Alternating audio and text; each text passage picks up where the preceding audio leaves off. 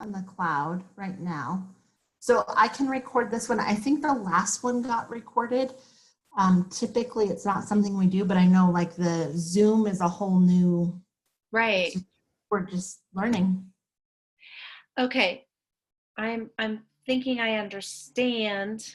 I'm just so not used to that element because there have been times when I literally will go back and be like, now what did somebody say and how did that go? And wait, yeah. No, so I do, the one on the 11th is recorded. I know that because I just pulled it down off the cloud today. I hit the record button on this one. Okay. So we should have this one as well. That'd be But I know we, as a town for record keepsaking, we don't keep a lot of this. We would for like a meeting, we keep for so many days, but not for a workshop. Okay. Interesting. All right. So Barney, we were just talking about, because I was kind of asking, why is this considered a workshop and not a meeting? And how do we get minutes, which apparently we don't? And then is it recorded? Because I actually wanted to go back and look at stuff. I didn't go and see if there was a video or not, the recording itself, but it's interesting because I do use that as a resource. I don't know. Well, and what'll get tricky too is like once we go back to town hall for meetings and have the in-person meetings, those will not be recorded, and I don't come to a workshop typically at all. Interesting. Okay. It's just a much more casual format. It is, it's very casual. Okay. Okay. Yeah, I think generally if no formal decisions are to be made during the meeting, if there's no public hearing, there's nothing that we literally vote on in a formal sense, then it's a workshop, and workshops are handled very differently. Yeah, I guess I feel like though we are in essence making some decisions as we are talking about the comp plan and how we're moving in the right direction and people's input and consensus, I feel like. For the end of that too, there'll probably be a whole meeting that would be recorded on all these decisions because it is such a long process to develop a comp plan. Mm-hmm. Mm-hmm. So Yeah, I think I building believe at the end. I'm sorry. Building a consensus, I think, is very different from taking a formal vote. Okay. The formal vote would be, for example, to bring forward a resolution to the Board of Trustees, for Right. example. Which we're not doing. So I think I'm understanding that a little bit better. Okay. Thank you for the clarification. What are you having for dinner, Barney?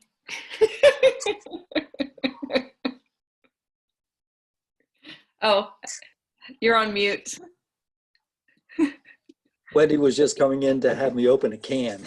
Oh, that's awesome. There are advantages for doing all of this at home. Right.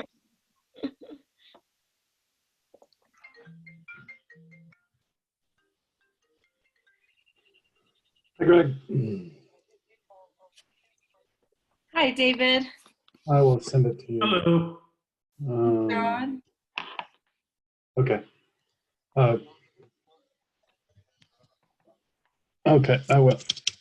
Bye.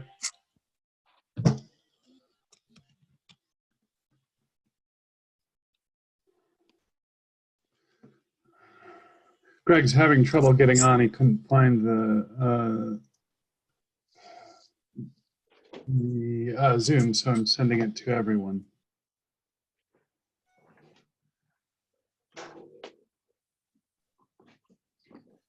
If I can get back to.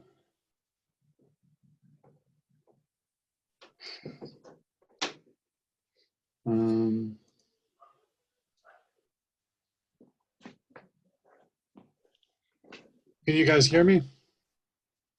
Yes. Okay. Something's going on with my internet.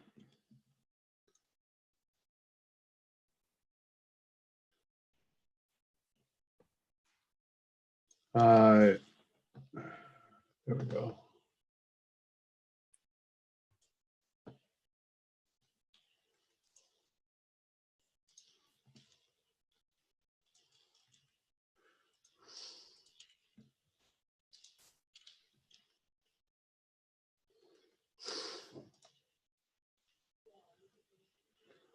All right.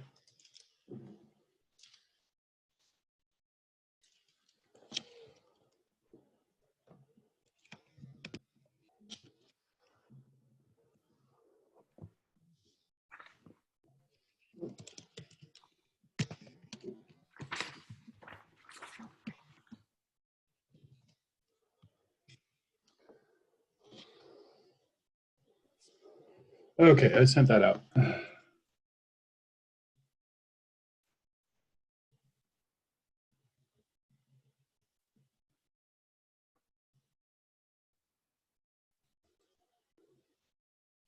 And it looks like I'm now the host. Thank you, Marissa. Of course, yep. All right, well, you guys have a good evening. You too. Thank you. Bye. Bye.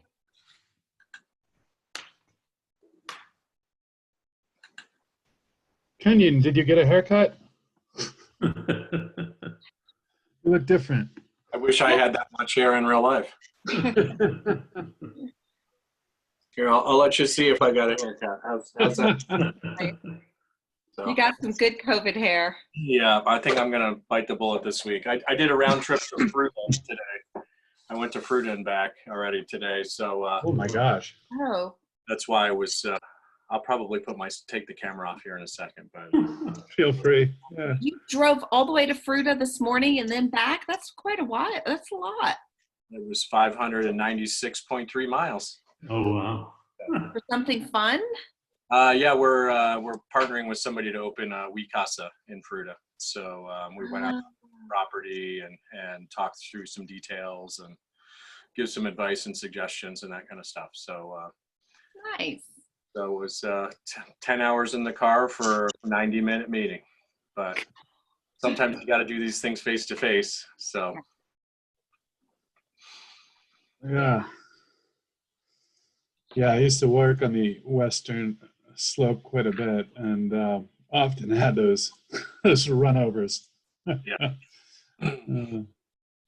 Uh, there wasn't a lot of traffic. That was, I guess, the good news. Mm, yeah. And it was a beautiful drive. Oh, yeah, it always is. They should be out there doing more road work. They got the cones up, but they don't seem to be doing a lot of work right now. All right, let's see. I thought I sent that to Greg. Looks like he's on. Oh, Greg, are you on? Oh, there he is. I am. Here I am talking to a mute button. all right. All right. So on the agenda tonight, what do we have? We have look at downtown zoning, the annual report. We were going to have an update from a capstone student, but he couldn't make it tonight, and so we pulled that off the agenda. And then we are going to look at the progress of the subcommittee and the annual report. I put an update on here for long-range planning and community development, and I can kind of give you an update on where Summit is and that process. I think there was something else I was going to update you on, but it'll come back to me hopefully. So anything else? Does that agenda sound good? Anything else we need to add? Good. Okay. I think it'll go pretty quick tonight. The first thing is the downtown residential zoning.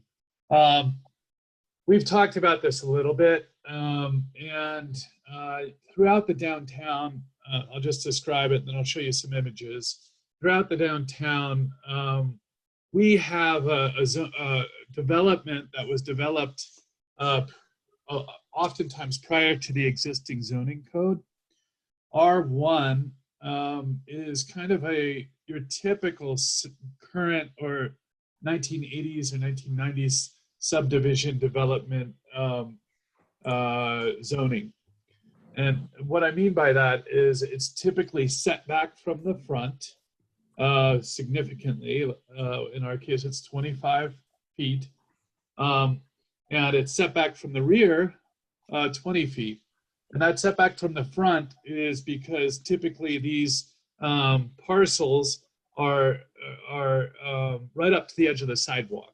So 25 feet from the sidewalk gives kind of a comfortable dimension in those subdivisions. And at the rear, you're set back because you're typically right up against somebody's property.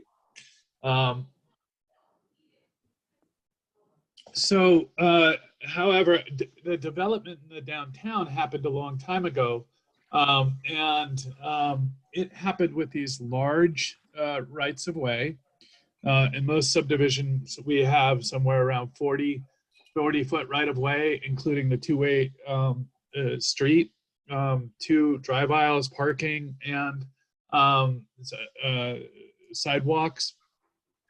In most cases throughout the downtown, we have 80-foot right-of-ways.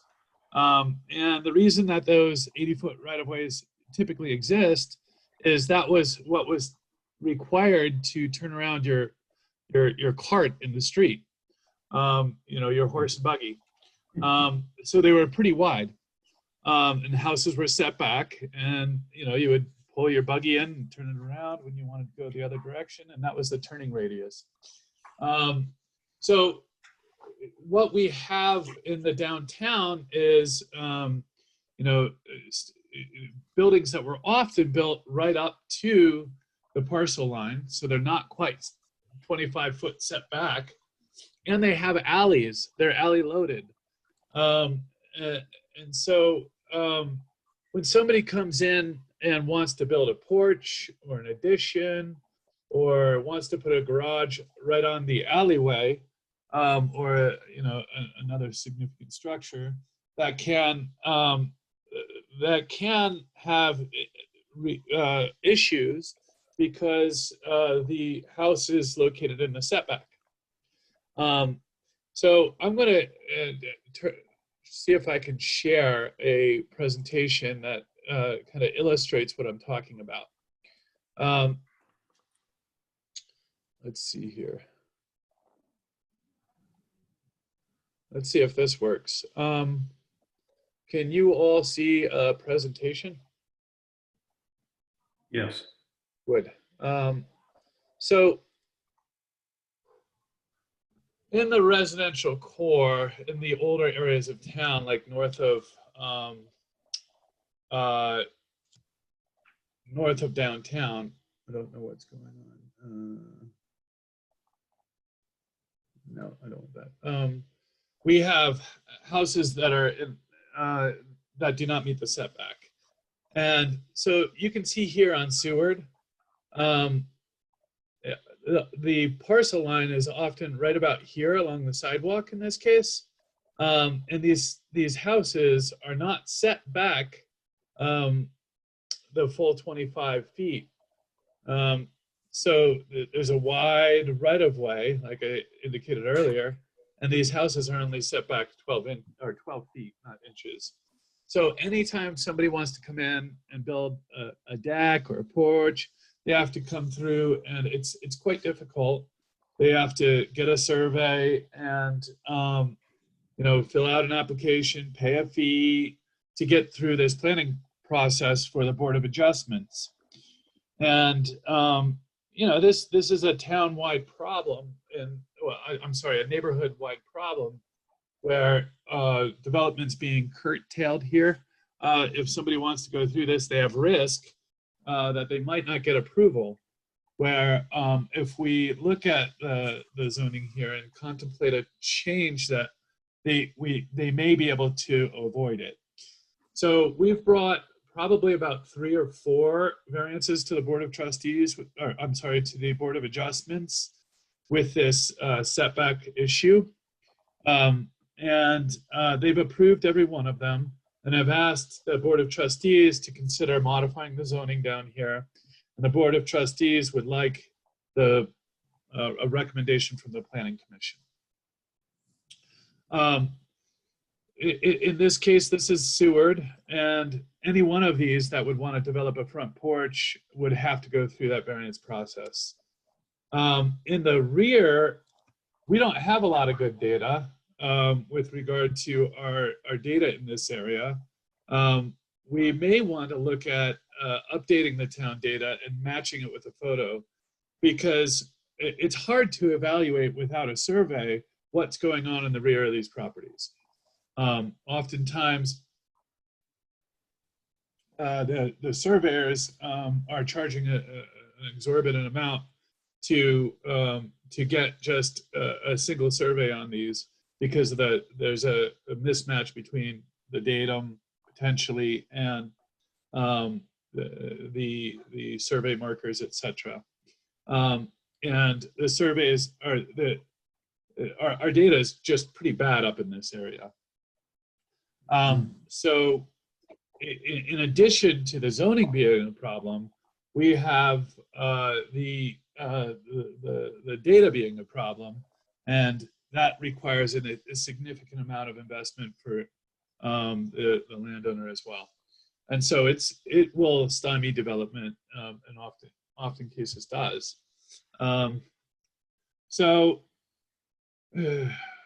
This is not just a problem on Seward. You can see it on Stickney and in other areas. Some development, and granted this is not highly accurate, but some development we've found is over the property line in our right of way, and some is right on the property line, 0-foot setback. So these would be considered non-conforming structures. They could be legal non-conforming because they existed prior to the zoning code and that they were grandfathered in. But still, in order to add on here, you would have to go through the variance process. And theoretically, if we were going to use this right of way in any way, shape, or form to develop, if we needed 80 feet, then we should keep it. But theoretically, we could also talk about giving up some of that property as well. Towns don't typically do that, but we're having the neighborhood maintain that property.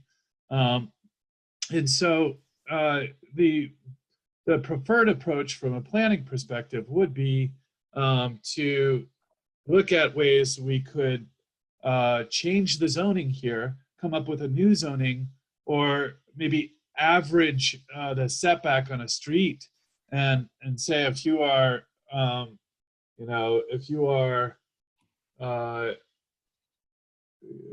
you can develop anywhere from the average back. Oftentimes in commercial or downtown areas, you get a 0 lot line setback or something similar, and they're alley loaded, where they don't have much of a front yard, but they have a backyard and just a porch. So in this case, they still have a front yard, it's just ours. And it can be, up to 15 feet to the road right of way, or the sidewalk.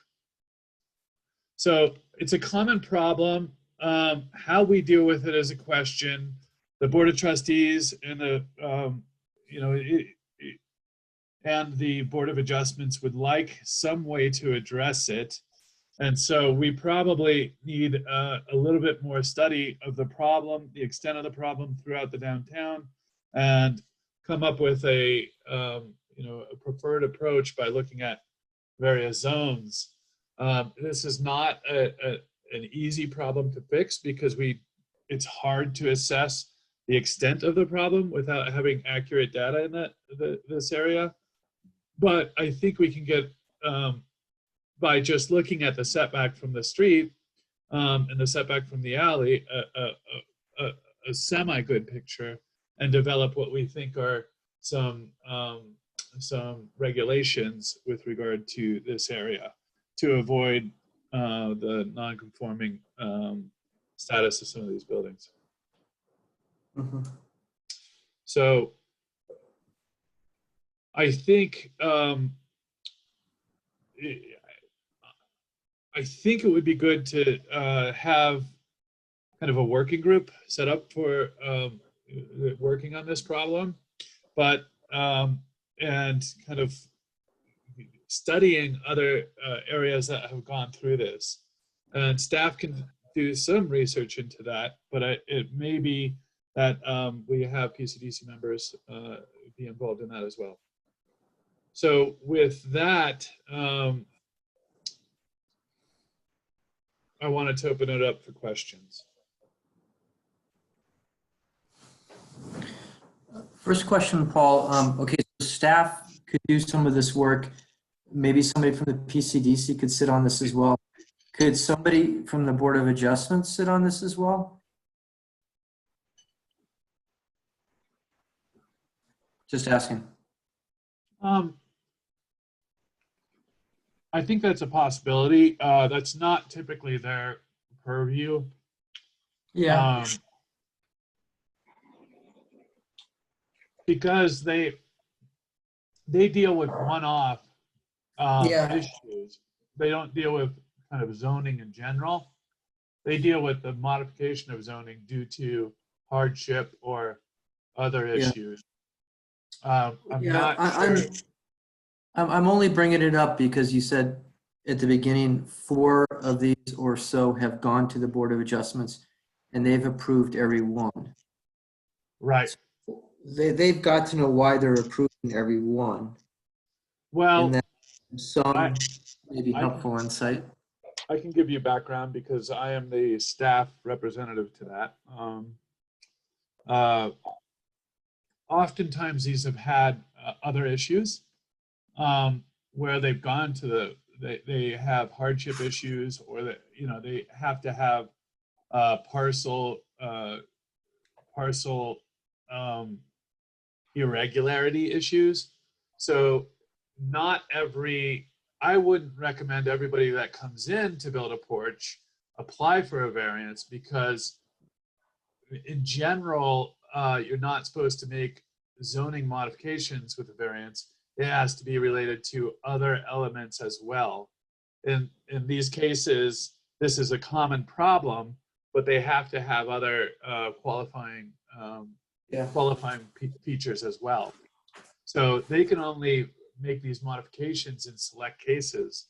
They're asking us to pick it up in general because they see this as a systemic problem. And so do I, honestly. Okay. So, Paul, this is David. I just, maybe I'm oversimplifying things here, which I tend to do, but I mean, why couldn't the zoning in this neighborhood be, the setbacks be adjusted to 0 or 5 feet or something that really conforms with when these homes were built back, 100+ years ago? Well, that's very very possible. But these are all zoned R1. And so when you make an adjustment to a zoning classification, like R1 single family, it applies to every R1 single family in town.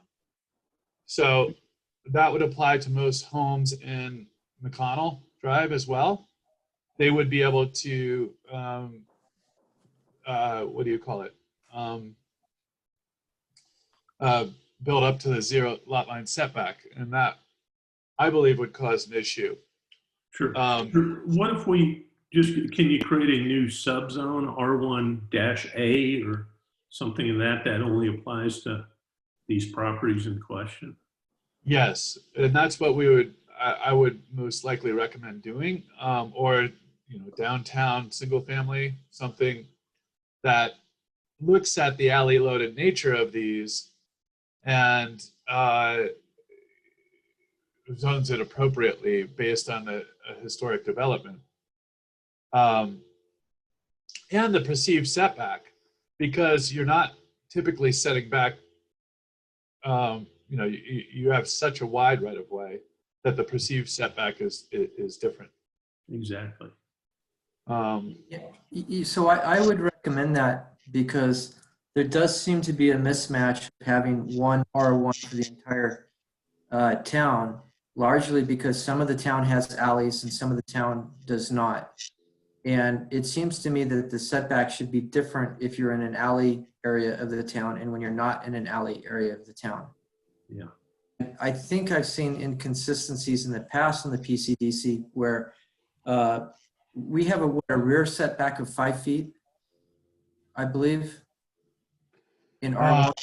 In R1, the accessory dwelling unit and the accessory building setback is 5, but the main structure is 20. Is 20. Yeah. Interesting.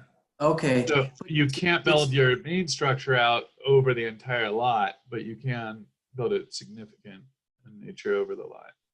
Oh, okay. But it seems to me like an accessory of having 5 feet makes sense with an alley because you're not 5 foot within somebody else's property, you're 5 feet within an alley. However, wouldn't you want a higher setback if it's not an alley based? Shouldn't the accessory even be 20 feet if it's not alley? Because then you're building right up to somebody else's property. Well, that's a good question. Typically, if you have a shed out back, it's not going to bother somebody, or an ADU that's 800 feet. You may get some some feedback on that, and that's probably why that requires a conditional conditional use review. So I do think, yes, the setback from the rear is meant to allow for utilities or some other drainage, fire access, and not cover the whole lot. So if you look at it from both sides, it's a 10-foot setback if there's a rear against a rear. Yeah. Okay. That's not much, but it's in general enough. Well, I'll just conclude by saying I really agree with David that we should have 2 R1s. We should have Old Town R1 and the rest normal R1. Okay. So any other feedback? Could you just elaborate on this, the bad data? And I'm looking at the slide right now. This is from the county, I assume. Right. I assume those lines aren't 100% accurate because they're, anyway, so just trying to understand, is it surveying the entire Old Town? Yeah, our Old Town data is awful. And even when the zoning and the parcels were applied, they were adjusted. There are buildings going over property lines. Because we haven't had a good kind of townwide rectification of the data, a lot of this is not highly accurate in Old Town. Now up in McConnell, it's great.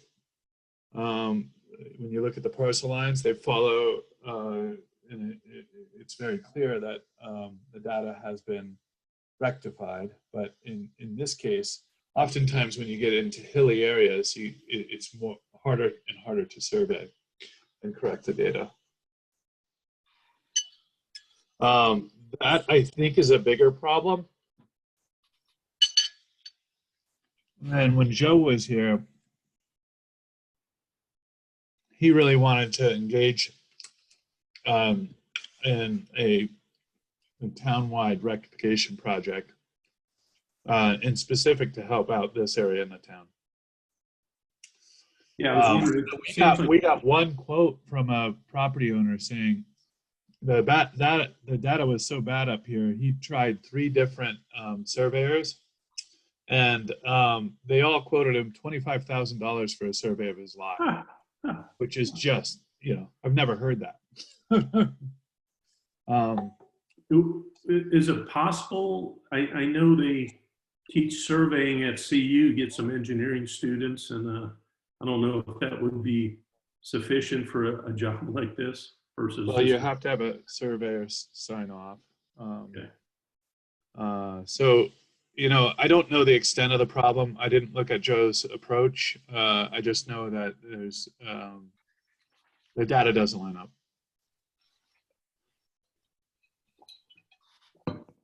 So, in essence, it might be a 2-stage thing where we apply some zoning that has some flexibility in it in order to allow for development.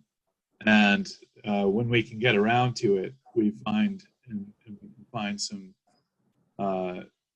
some money for a project like that. We could rectify this data, and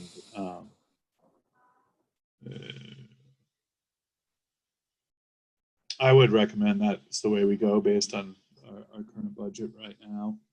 Each individual, development is supposed to pay for itself. It's clear that way in our comprehensive plan that we're not supposed to tax current people for future development. And so perhaps the best thing to do right now is just to rectify the zoning, and then we move forward later on the other, or find a way to. Mhm. I think So- Kenyon raised, oh, I'm sorry, Greg. I was just going to say, I know Kenyon, I saw him raise his hand, and then I have some questions as well. Sure. Okay, I was just going to conclude in the end. So what's the action item before we move on to the next thing? But go ahead, Jocelyn. Well, Kenyon, did you have something? Yeah, I was going to ask exactly the question that David asked. I mean, can we make these neighborhood specific? Because I believe there's properties on Main Street that are zoned R1 that are going to be even different than what happens in Old Town versus what happens in McConnell and other areas. So, and would those changes to the zoning, if we said R1 now means this, and we did it, then we wouldn't have to do anything else in terms of reviewing specific properties or what have you. They would basically inherit this new expanded definition or modified definition of R1. Is that correct? So kind of. Well, in order to rezone, we would define the area where we are rezoning. Yeah. And that means create a map of the changed area. Right, And but then we would classify. Paul, hold on a second. I think my question is different. I live in R1 in Old Town. Uh-huh.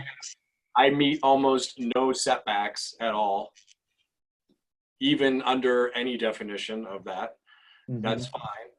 If we changed it and said now Old Town R1 means you can have a lot line fence, I wouldn't have to do anything. My zoning would stay exactly the same. I'm R1. It's just now the definition of what R1 means on my property has expanded and or been modified. But there's no expense to the town other than changing some words in the R1 definition.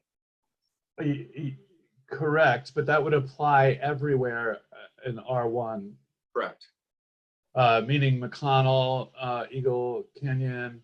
Unless we have a neighborhood specific subsection is what my question is. Could we say Old Town R1 means you can have a lot line fence, but you cannot. That is correct, Kenyon, but you need a map in order to define that area, and you have to go through a publishing and a rezoning in order to do that. In order to define a subset of a zoning, like R1A, you have to go through the full rezoning for the area and define the area.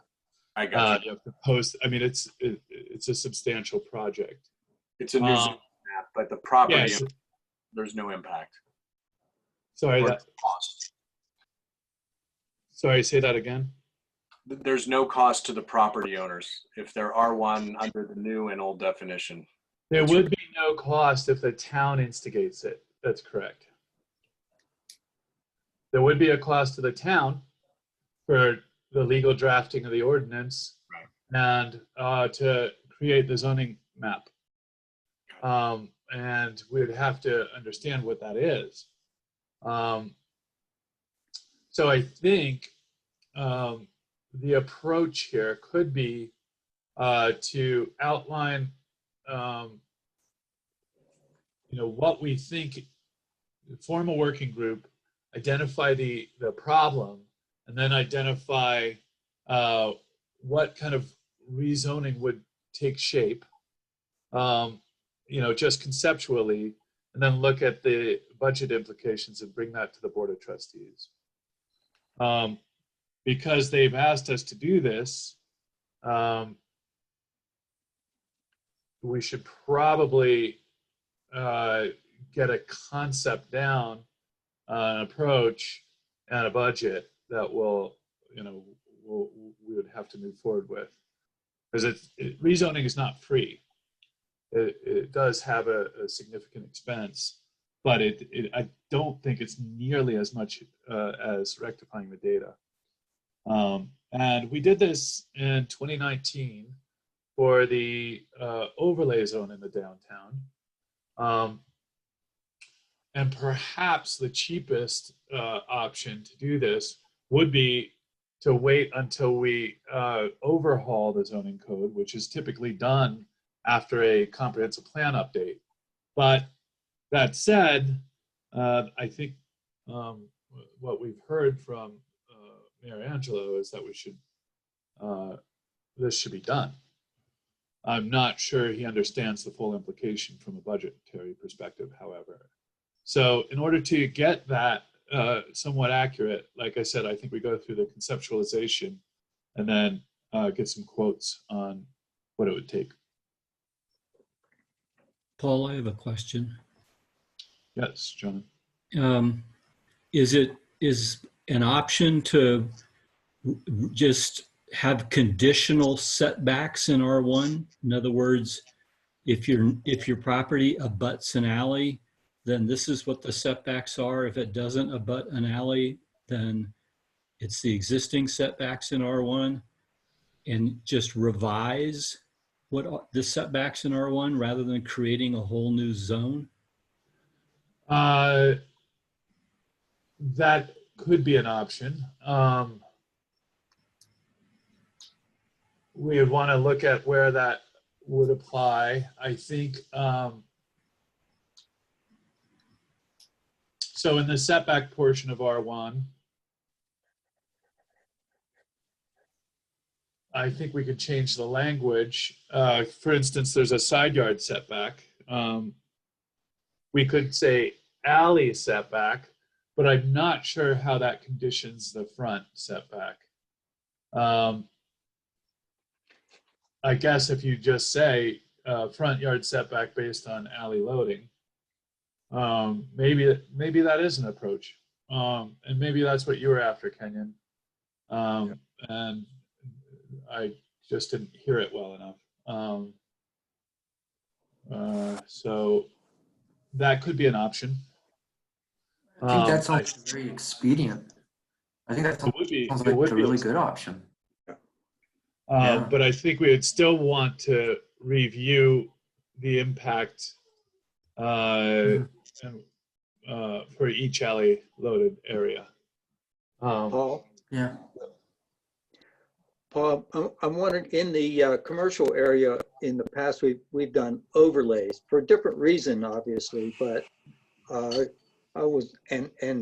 don't know if overlays could apply to setback kinds of things, but is there anything similar to that could be applied? So in other words, you keep the zone, but you overlay it with other condition, maybe the exact wording that we're just talking about. Yeah, so you can do an overlay, but the cost, I would believe, is almost the same as creating a new zone, because you have to define the area for that overlay zone. And then what an overlay zone does is it modifies the underlying zone. Yeah, So- when we did the commercial area overlay, we didn't, it seemed to be pretty straightforward and simple. Well, not from a staff perspective. We had to get we had to get the surveyors out there and notify every one of the landowners, because it's essentially a rezoning, where a text modification, I think the Board of Trustees can do on their own, and they can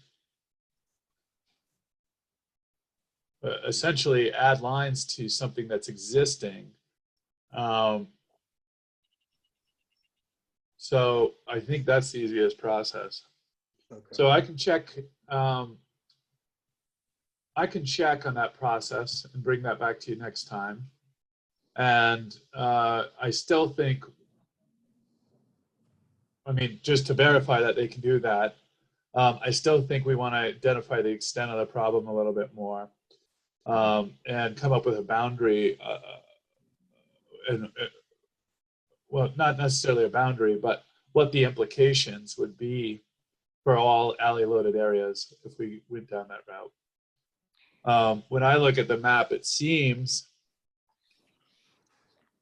that seems to be a viable option. Mhm. Because most alley loaded areas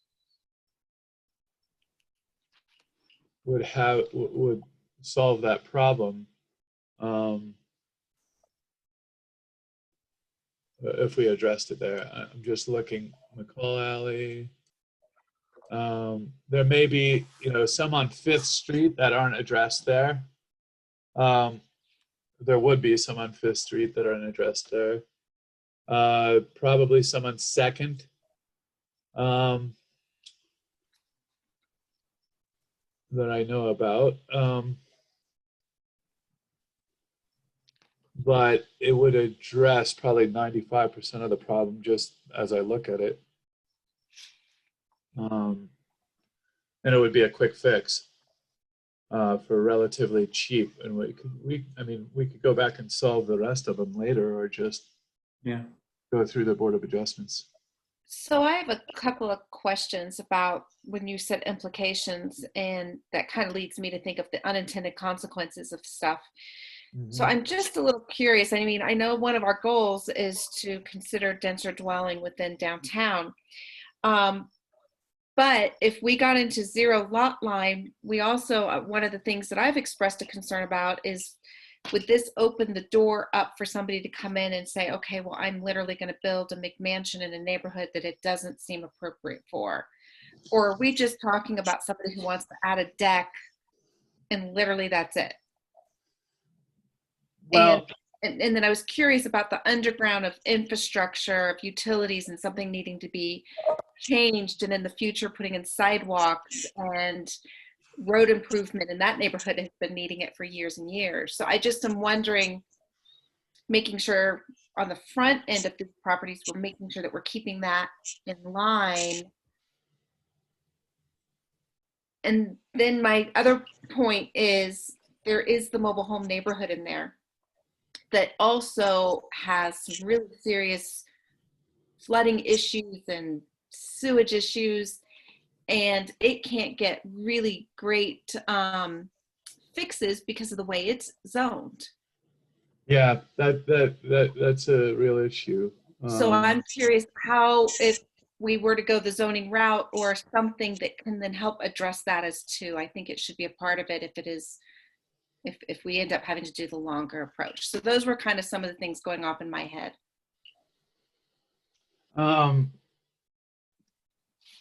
I think you're right. If you offer a zero line setback, a lot line setback, people may take advantage of it for alley loaded areas. One of the things we could do, and I think Greg, you've expressed this before, is do, an average setback, but then, the people that are already close to the street don't get to, or closer to the right of way, don't get to really reap the benefit. But it does provide some developability along that area, and solves part of the problem. The 80-foot right of way, I think, provides enough for any redevelopment, or sidewalk or street redevelopment there. And so I'm not that worried about the ability to develop infrastructure there if we provide a zero lot line setback. I tend to think the chicken shacks and the mobile homes are going to need a concentrated level of involvement that this approach won't help solve. That is zoned R1. And I know there's a level of concern for the residents there. They're vulnerable. Some of these areas are not, the trailers are not being updated. Mhm. It isn't consistent with the underlying R1 zoning. We could, there's a push to preserve affordability, and we've adopted a plan that indicates we will try to preserve affordability. How we do that with the landowner there, and it is a good question. There, it's almost like an annuity, like you have with what do you call them? Storage lockers. There's a constant rent feed into that lot, and it's non-conforming. So the question is how to approach that. It's a sensitive subject because the vulnerable population. I forget the address. It's 224 Seward. But I don't think. I think that's a separate issue. I think it's worth addressing. I know there are Board of Trustees members that want to, but I don't think it'll happen with how we solve the problem with setbacks.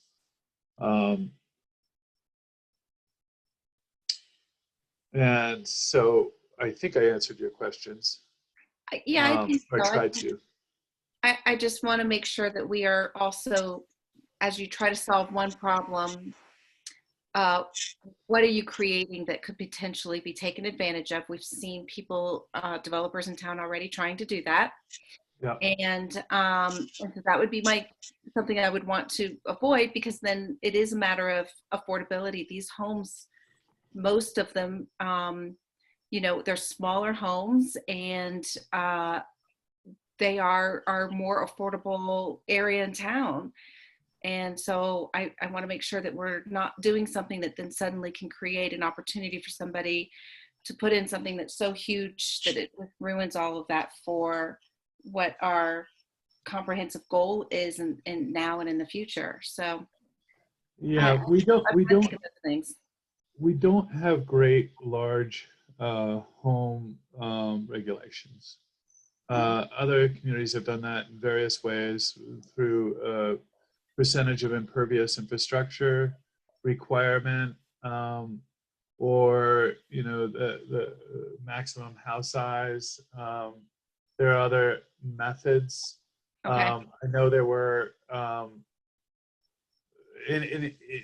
the only restriction we have theoretically is the setbacks today.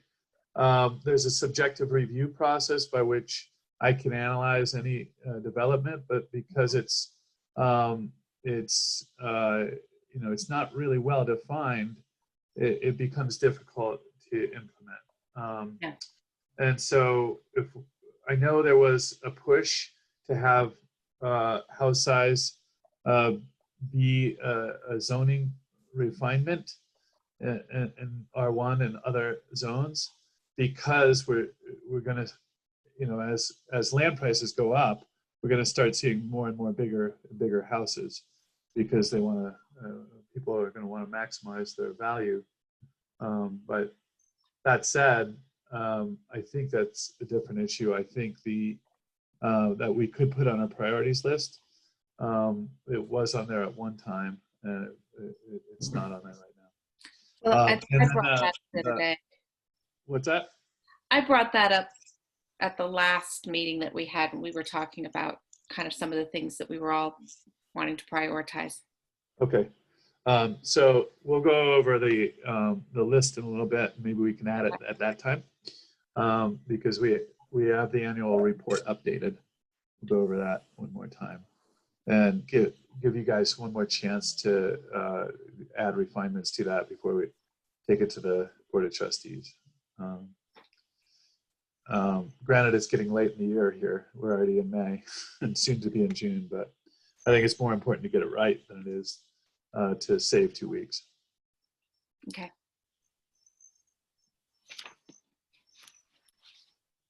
So someone will have to look at the implications in the Confluence and the Ewald area, where there are both, you know, sufficient setbacks now generally, but also alleys. So, you know, not to go into the detail now, please, but just so somebody has that on their notes.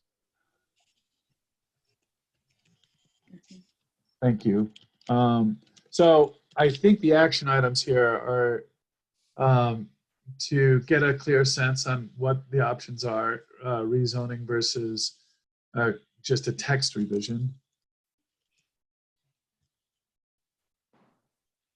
Look at the implications in various areas, including those. And then revisit the recommended approach from the PCDC. So Paul, do you need help with any of that? Should we have a task force work on that, or can staff take a look at that first question about should we do a rezone or should we just do a text modification? Well, we can do that rezone versus text modification, but we should look at the implications if we're going after a text modification. So I'm not sure which comes first, the chicken or the egg. We can, I guess we figure out whether that's an option, and then we look at the implications. All right, that makes sense. Let's figure out if that's an option first. If it is, then we'll create a task force to look at the implication, to look into it in detail. Okay.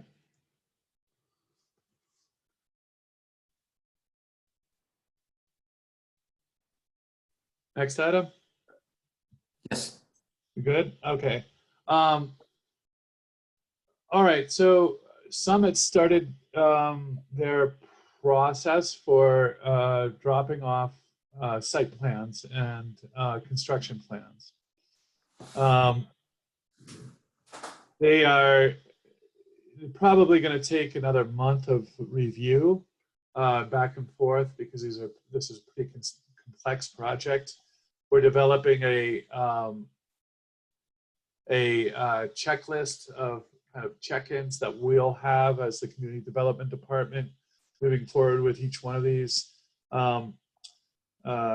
Each one, you know, what comes first: the roadway, the water, the sewer, the grading, and evaluating how that interacts with the planning department, the engineering department, and the building department, and the fire department. The fire department is reviewing the development plan again.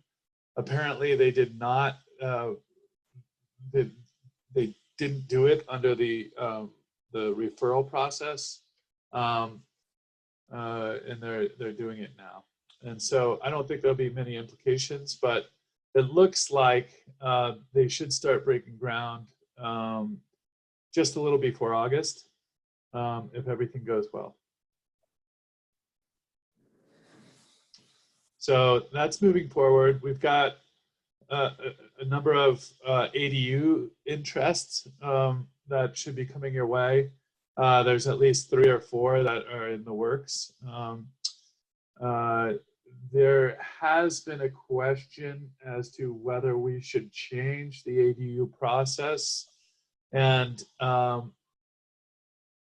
if ADUs achieve all of the design standards, that it should be a use by right, and it should fall under a site development review rather than conditional use process, in order to accelerate that review process and provide some more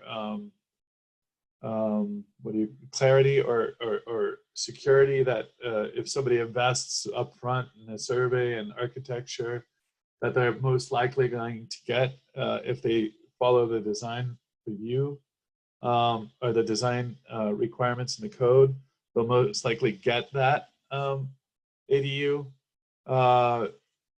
It would encourage probably more development because people look at that process and say, I don't know if I want to invest $6,000, $7,000 and get nowhere. And so there's a real question of whether we want to modify that process or recommend that modification.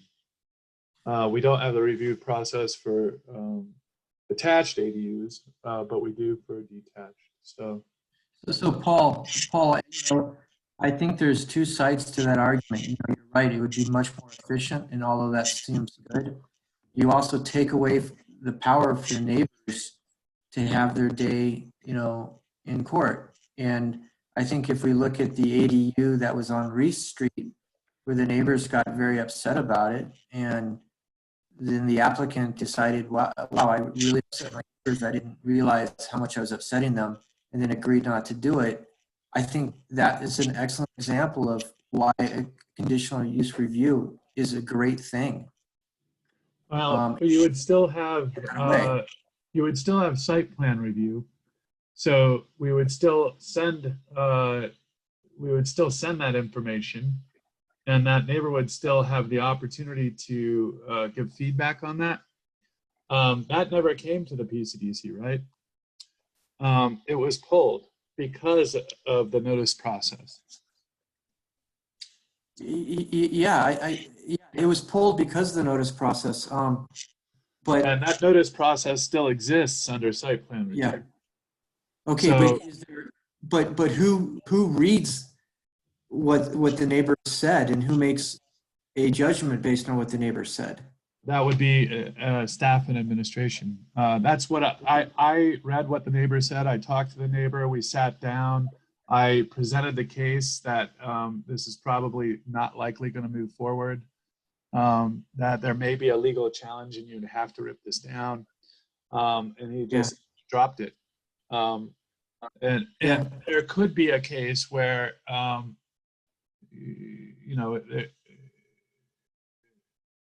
I have to think about it a little bit more, but where it could be a conditional use or it could be administrative review. And that would be a staff determination. Where if there's a contested ADU, then it does go to you and it goes to the Board of Trustees. But if it's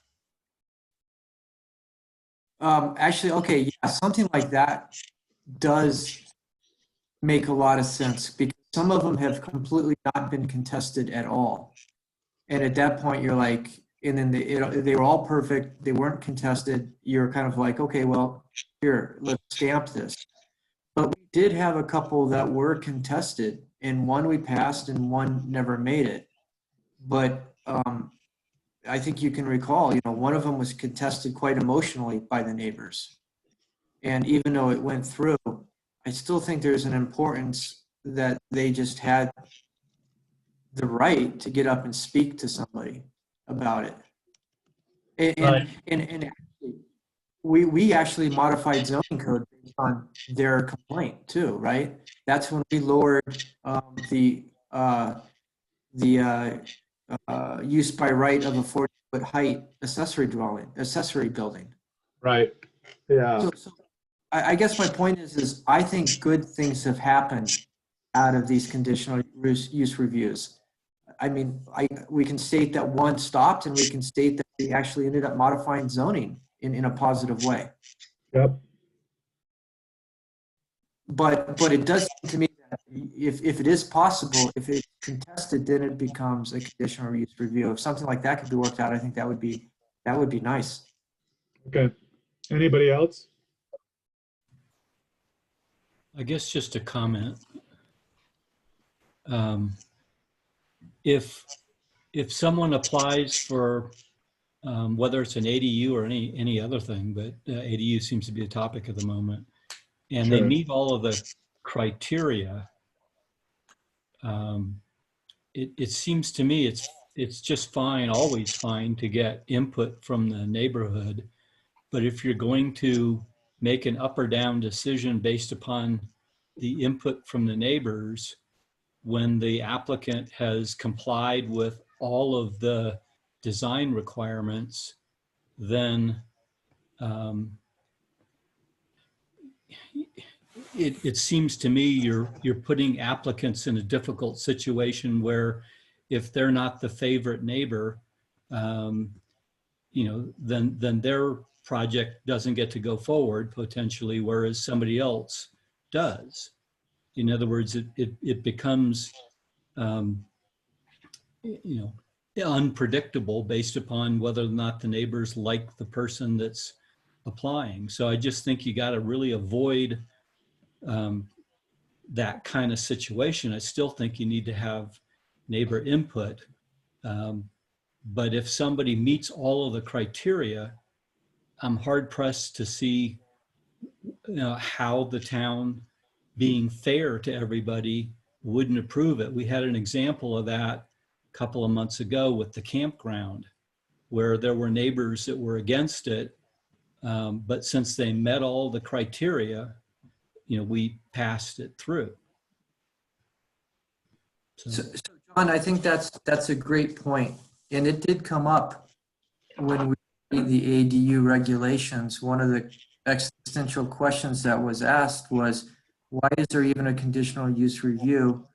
And what do you decide in that setting that you wouldn't decide in the other, where staff just reviews all of the design standards and regulations that we put on it?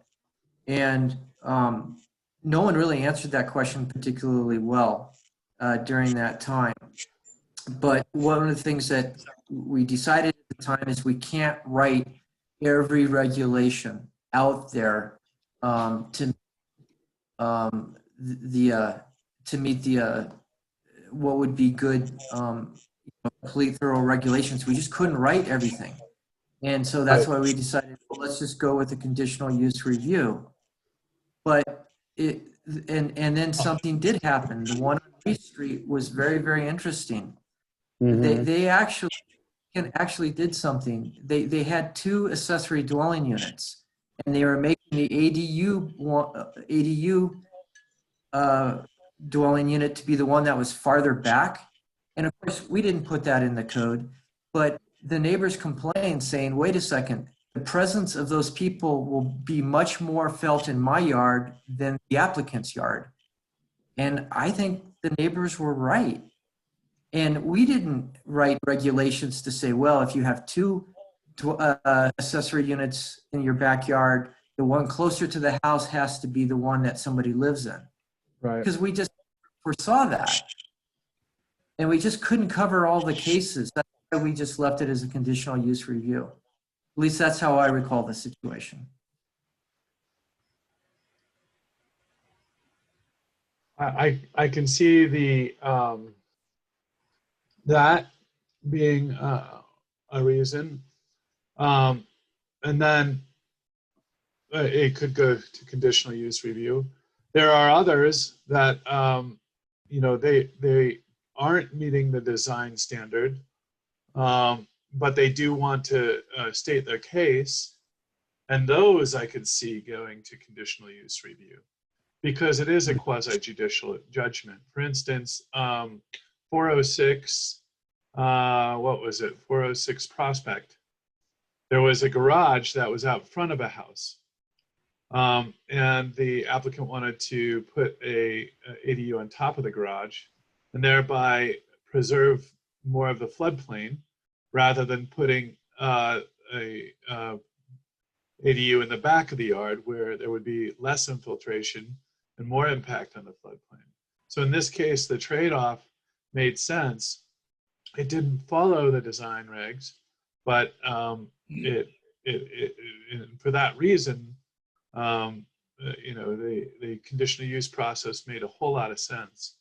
And no neighbors complained about it, and it seemed to make sense from a planning and a floodplain point of view. So to me, it seems that what John said makes some sense. And if you follow all the design regulations, maybe that's right. But if you want to, if you get a no and you want to, from the staff because you aren't, maybe then you do have a conditional use process where you can go ahead. Like there's an administrative review that is site plan review. And if there's a no there, you can go to conditional use review. I don't know. I'm not sure. I'd have to ask legal if neighbors complaining would be a reason that we could take this to conditional use review. I think it would have to be something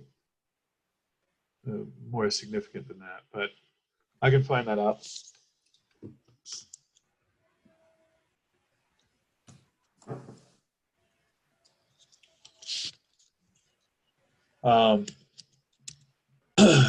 The only reason I bring this up is this has been brought up before, and it does take quite a bit of time, and it takes 2 public hearings to go through these ADUs. And if one of the major, goals is to diversify housing, and one of the major ways to do that is to scrub the code and make things a little bit more streamlined. This would be one of those approaches that fits both of the goal and the action that was identified in the comprehensive plan. Paul, could we also do one thing? Could we modify code so that it doesn't have to go to both the PCDC and the Board of Trustees? If nobody contests it, could the final decision be the PCDC? We could, but I can tell you right now, the Board of Trustees is modifying the code so that more development review comes to them. Well, Or that's is interested in that. So if there is a project, there's a concern that they didn't hear about the dispensary, and I reported it in the admin report, but they didn't get to review the dispensary at 4170 Highway, and so I'm not sure how that would fly, but just to give you the update that there's a push against just having the PCDC review development if it goes up to that level of development review. Yeah, so I understand it did seem a bit ridiculous that the Summit Housing could only go to the PCDC, but an ADU has to go to both. I mean, that's almost right. But if you want to just send ADUs straight to the Board of Trustees, that's fine too. Well, I can find that out if we can just get one hearing, because maybe that. I mean, it would reduce the timeline and the the level of brain damage potentially. So, or you could suggest to the Board of Trustees we'll do a swap. We'll take final authority on ADUs, but you take final authority on development plans. Kenyon, can you bring that up? Sure, I'd be happy to. I mean, but I'm serious. It's like ADUs are so much more minor compared to development plans. That's right. I mean, you have the Board of Trustees basically making decisions over people's garages, couldn't make a decision over 20 houses being developed. That just seemed odd. 40 houses. Well, yeah, that was just 20. 40 You're right. houses. Yeah, no, that was just 20. But you're right. Okay. So let me see what the options are. But in general, if we were to try to make an admin review for something that fit the code and a public hearing for something that didn't necessarily fit the design guidelines, I think that's okay, but I'll check that out too. I don't think we can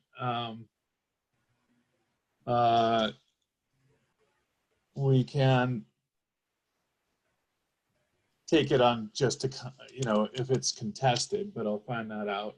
And then I'll find out about one hearing. I know we could make them all admin review, but it sounds like that's not the desired approach.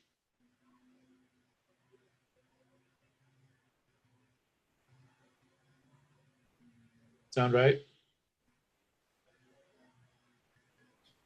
More or less. I mean, you know, mine is just a singular opinion on can it just be purely admin? Maybe it could be. My final statement will be the problem with that though is if you make it use by right, you have to write really good regulations up front, because at that point you can't stop anybody if you have one poorly written regulation.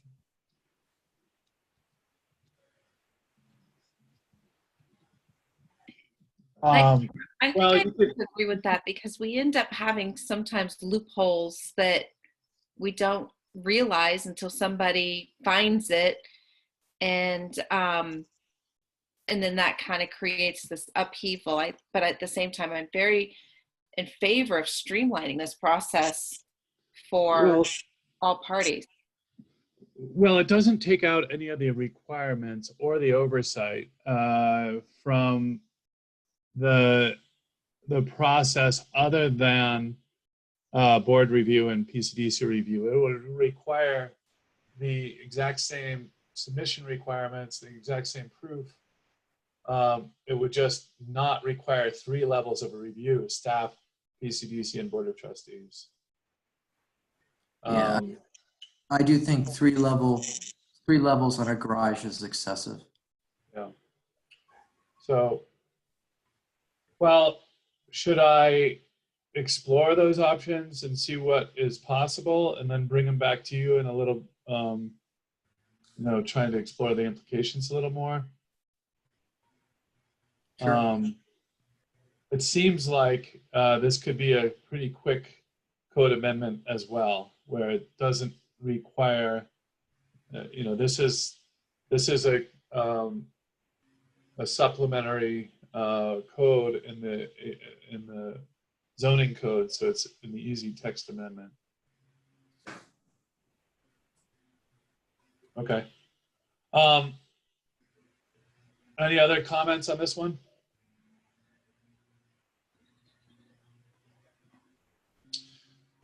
Oh, and I forgot to mention, we did lose Joshua. He can no longer join us. He is just too busy. He was our downtown design guidelines lead. And so we were going to invite him to the initial kickoff with Meta Urban Design. And we don't have a lead at this point to kind of sit in on meetings and be a part of that. So it might be good, Greg, to get another person to be that. And I don't know, but I just wanted to let you know that we did lose him as part of that process. So we now have, so with Josh being gone, I still understand we need to fill Clay's, I mean, well, there's how many of us? We need to have 7. Yeah, And it looks we like there's have 4 of us. Or 1, 2, 3, 4. There's 2. We've got 2 openings. Yeah, and I let the Mayor Angelo know. We did get one application from a person who has a degree in urban planning. So Oh, that sure. we'll see if that's coming our way. But we probably need another. Yeah. So maybe that should be appointed on the 1st, and but she needs to be interviewed first. So hopefully that rolls up. Oh, good. But we did lose Josh. Yeah. We're hoping to have a kickoff meeting. I think it's this week sometime with, I don't know the exact time. But it's to start those the drafting and the outreach for that. It's Friday morning from 10 to 12. We're going to try to set up the schedule and talk about how we have those meetings and outreach options for kind of orchestrating those guidelines. Okay, well, want to volunteer? If not, we can wrap the new person in. Okay, should we volunteer the We new can just person who we don't even know yet? Can you tell us who it is, Paul? Donna is my understanding. I can't.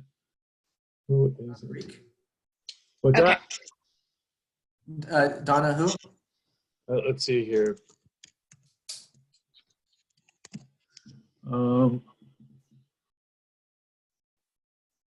New application. Oh, Deborah Scott. Oh, I don't know her. I don't know. Well, I actually have somebody in mind also, so I'll reach out to her and see if she's interested at all. She doesn't know Okay. me well, but I've been impressed with different interactions I've had with her in the past. Okay. Do you all know Diane Dandenow? I'm not sure if I'm saying her last name correctly. What's her name again, Jocelyn? Diane Dandenow? That's Yeah, right. I think she's been on the PCDC previously several years ago. Oh, okay. She's, Yeah, I was gonna she's say that been makes- on various committees around town for quite a while. Okay. So maybe then she might not be interested. I'll try Oh, though. is this Diane? Yes. Oh, it's Diane. Oh yeah, she would be great. She's been on so many committees around town.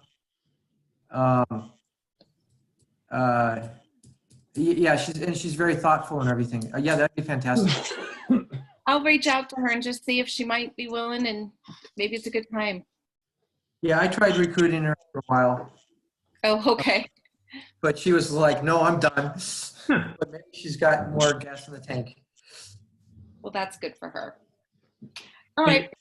Hey, Greg, I ran into Josh today, and Paul, you may know this already, but he said he was available, to help out where needed. And it seemed like this was really up his alley with the downtown design guidelines. So I would still look to try to recruit him for help on that.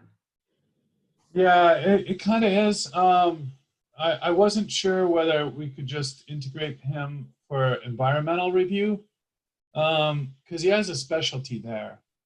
And the environmental review would be, he wouldn't have to do any research. But it might be worth reaching out to him with regard to design review as well, if he wants to just carry this project. Yeah. And my understanding, when I reached out to him, I did ask him that question: can we lean on you for your expertise? And he said yes. but I wasn't sure that this was what that meant. So it might, Greg, if you want to reach out to him, it might be worth asking him that question, or if you'd like, Yeah. Let me reach out to him. When do we, I'll see what email address I have for him. Let me reach out to him.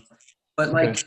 you know, even like Doug Miller and then Clay, if like Clay ever decided if you're going to stay or not, because I know Clay's listening in on this, it would be great if you just pull them in for just to be advisors in specific areas where they have a lot of expertise, especially since Clay and Doug are the two contractors that were on the PCDC. And I just really thought when we did the library development review and stuff, they were really invaluable.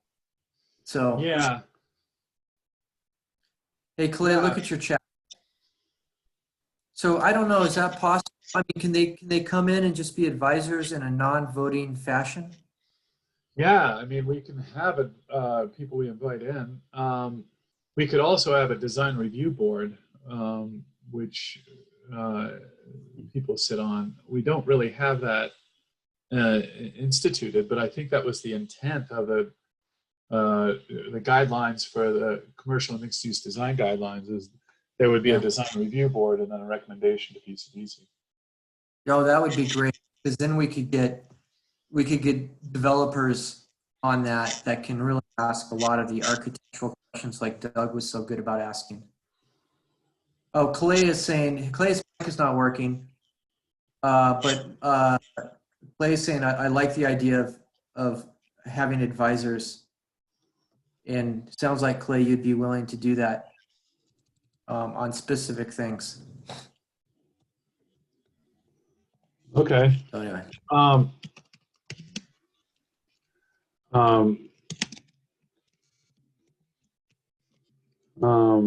Let me see how that works. I'm not sure exactly. I think it's not a big deal.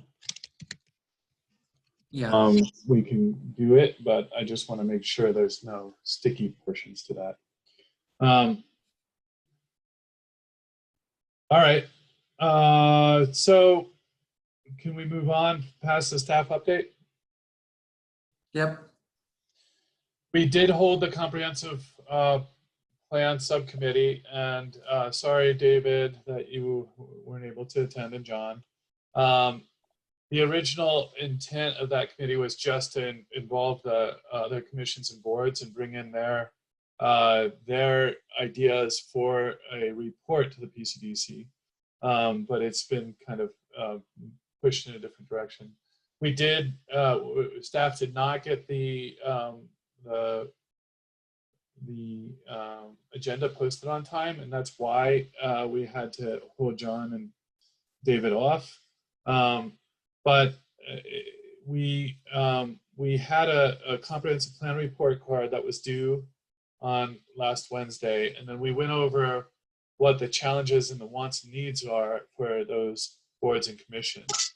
And the reason that we did that is to help identify specific kind of scalpel level requirements that are qualifications that would be useful in the RFQ. In the RFQ, we typically try to have some statements about where the town is going and what is desired. And so we were trying to get that input for the PCDC. So staff was trying to get that input and integrate that into a fleshed out RFQ from the original RFQ outline that you saw. So the intent here was to kickstart our conversations about what is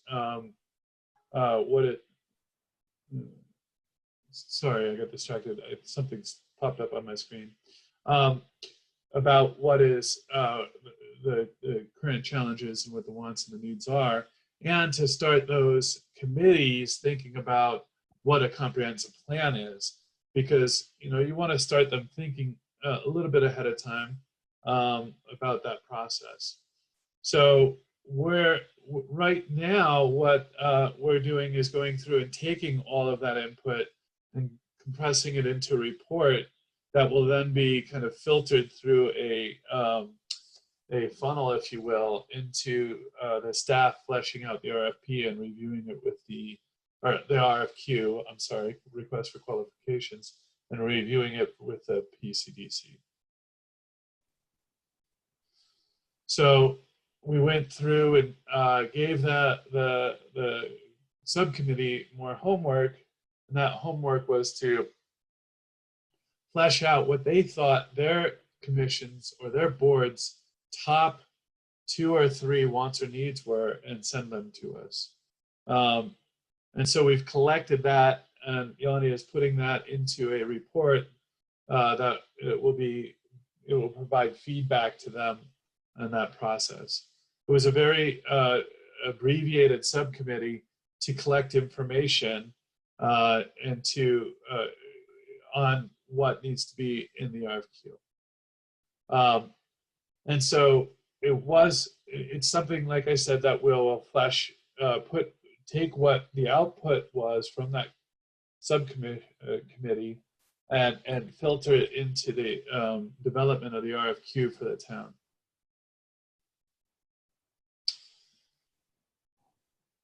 So we did post this week ahead of time, and we have another subcommittee meeting on Wednesday, and we're going to kind of go through some of the findings that we had there and see if there are other things that we need to add to that. And then we'll take those findings and Yanni and I will start drafting the RFQ and bring it to you for review.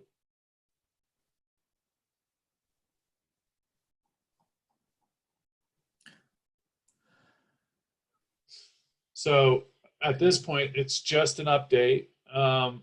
John and David, I know you were involved in the committee. So at this point, because this meeting was notified, you're allowed to add your wants and needs if you want to the discussion, so Yanni can get it in, and the challenges we face today, and I can give you more information on that. But it's really what are the biggest challenges that the town faces, and what's the difference between what the town needs to do and what the town, if anything was possible, what they want to do, what we as an organization from the lens of growth and development, not how or where we're going to develop it, but if we develop, what does that mean to the utilities, or what does that mean to Parks and Rec? What are the biggest needs or challenges or wants that are desired there? So there's no need to do anything. We will be compressing this and sharing it with the committee on Wednesday. And then, like I said, putting it into the RFQ for more filtering by you. Probably bring it back to you on the 8th for review and comment. From a timeline perspective, we hope to get it the week of June 15th published and get feedback within the month, and so that we can come up with a budget for our grant and go down that route. So, Paul, will the responses include a price quote? So I've always thought the Q was for quote, and when I looked through all the other samples that Yanni had sent out, they were for qualifications, as you said several times. So how do you budget off that? I guess it's a question. So the qualification package will be requested with a budget, but you can't open the budget until you select based on qualifications. Oh, okay. So you look at the best team, and then you look at the budget. Gotcha. Okay. Hey, Paul, a couple of questions. I fully understand the need, the discussions in the subcommittee being based around what do we want to see as goals and objectives and needs for the town in our next comprehensive plan. But prior to that, did you guys make any analysis at all of what type of style and format of a plan that we want to have? Did you make any assessment or have any discussions about what was good about our previous format and our previous style? Where did it work for us? Where did it not work for us? Was it too detailed in places? Was it not detailed enough in places? Well, Did it help us? I don't know if you recall, we did have that discussion about 4 months ago. That this would be a fairly simple comprehensive plan, that it would be action-based, that it would have the RACE approach that Barney mentioned, that it would be fairly, it wouldn't be verbose. The approach would be specific element sections,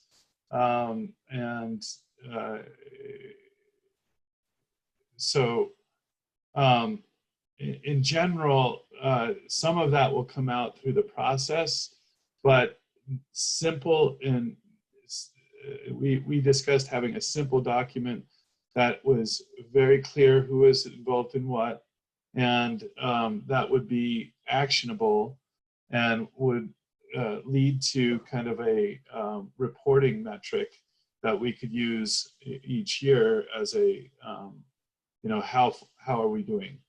So some kind of tool that we could use to evaluate the progress. Now, that said, we could also do a rotating update for sections of the plan. I don't think that has to be defined as we look for qualified applicants. But I could be wrong. Was there a intention you have to define that prior to going to RFP? Well, I'm just asking, do we need to? But the things that you had mentioned about, yeah, I understand we had a conversation 4 months ago about kind of what we wanted the plan to look like. I didn't realize that we had made a final decision on anything. But also, do we have any document, any notes of what you just said about what we want this plan to look like? Or is it just a common understanding at this point? Well, I thought it was, we had talked about it being highly illustrated, that it would be a graphic document, that it would be, kind of like a marketing tool for the town, as well as but I could be wrong. That was my recollection. You want to hire somebody with the ability to create a document that is not something that is boring, something that you want to pick up, that you want to use, that is usable and that is actionable. And anybody that is worth their weight in gold will understand what that means from when they submit a request for qualifications. And rather than having I think we want to put emphasis on that and not just the vision that this plan should be we don't want it to become a doorstop, because our current plan kind of is. We refer to it for goals and policies and other things, but it's not something somebody wants to pick up and carry around.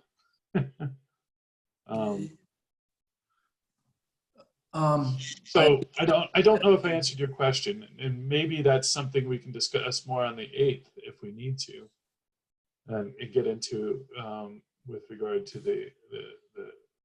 that input into the RFQ. Okay, I'm not on the subcommittee, and I don't want to dictate the subcommittee, but I do think our previous plan actually did serve us pretty well. But then I could also state places where it didn't serve us well. And it would be really nice to maybe have an understanding of those before we write our next one, so that we can have a plan that serves us better. I fully understand the need for it to be spruced up and have a marketing appeal to it.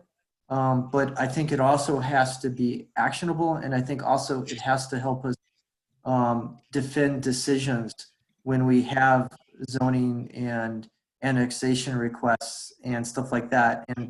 And I think the plan has to be actually very actionable to help you defend your decision when you're in these public hearings.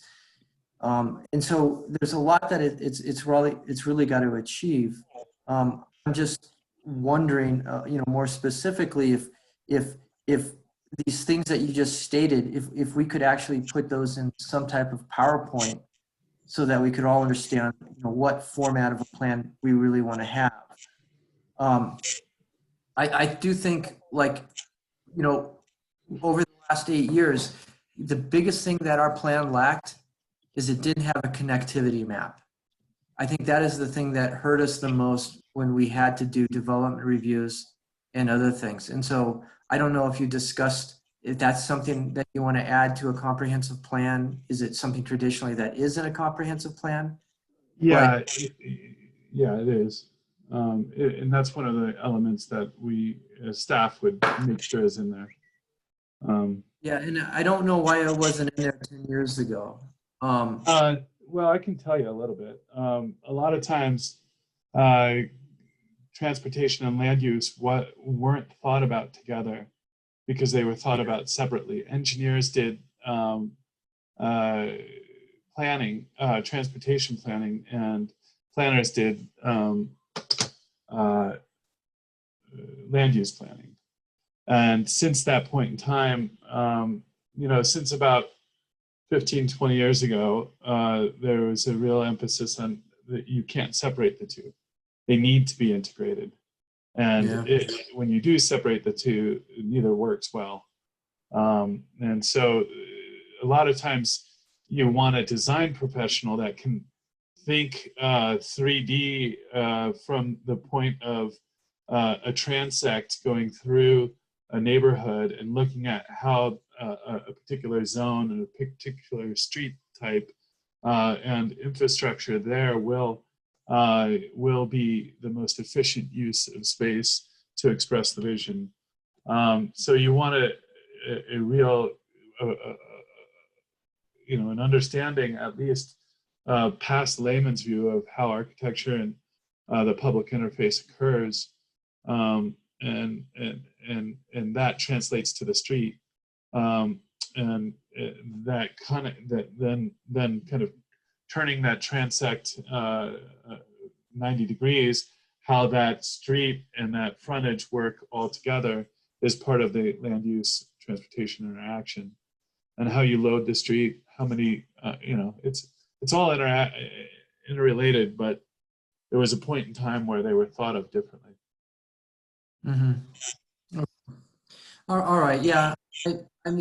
I think that would be, I think the subcommittee should think a lot about a connectivity plan, but then also I saw some of the homework for the subcommittee was to kind of review the previous plan and grade how we succeeded. And I think that's a good exercise. But you can ask yourself the question, did in areas that we didn't succeed, did we fail because the plan wasn't well written, or did we fail despite the fact that the plan was well written, we just didn't execute or didn't prioritize? I'm curious what other people's opinions on that are. And do we write the plan in a different way so that we execute better next time? I'm curious about other people's opinions on that as well.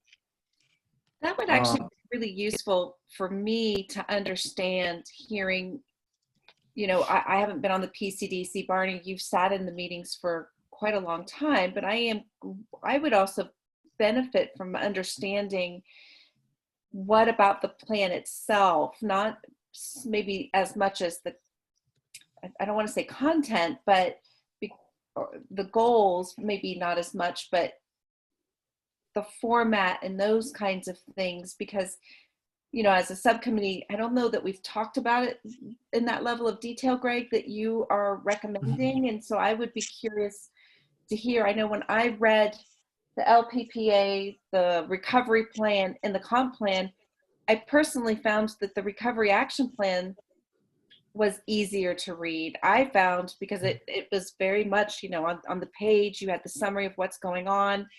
And then you kind of had an action item based on each of goals and who could fund it. And so I actually found that personally to be really valuable, but I don't know what you all have gone through over the last umpteen years, or just even if the short few people here that have not been here for very long.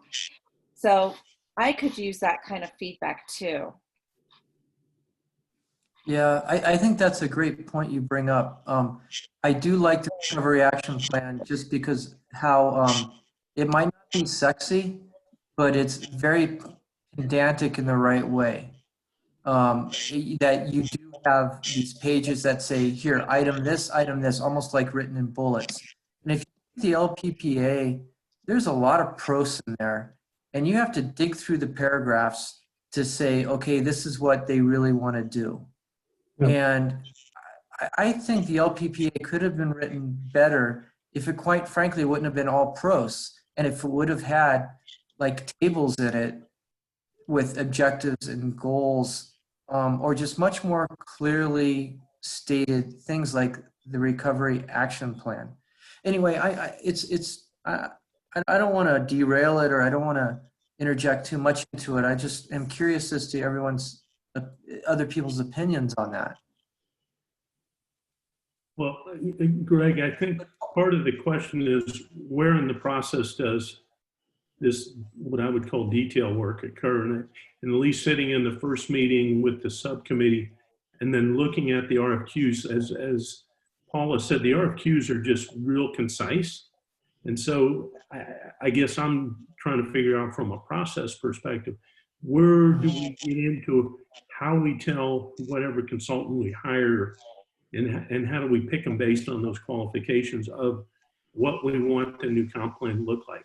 And I think it's a blend of, I mean, remember when we talked to the consultant with the downtown design guidelines, and she was part artist in way to display what those guidelines look like, which I think is important.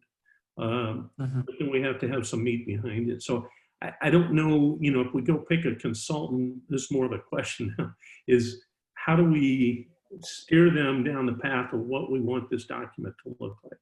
Because I don't know that the RFQ, and correct me if I'm wrong, Paul, you know, will do it in that effort.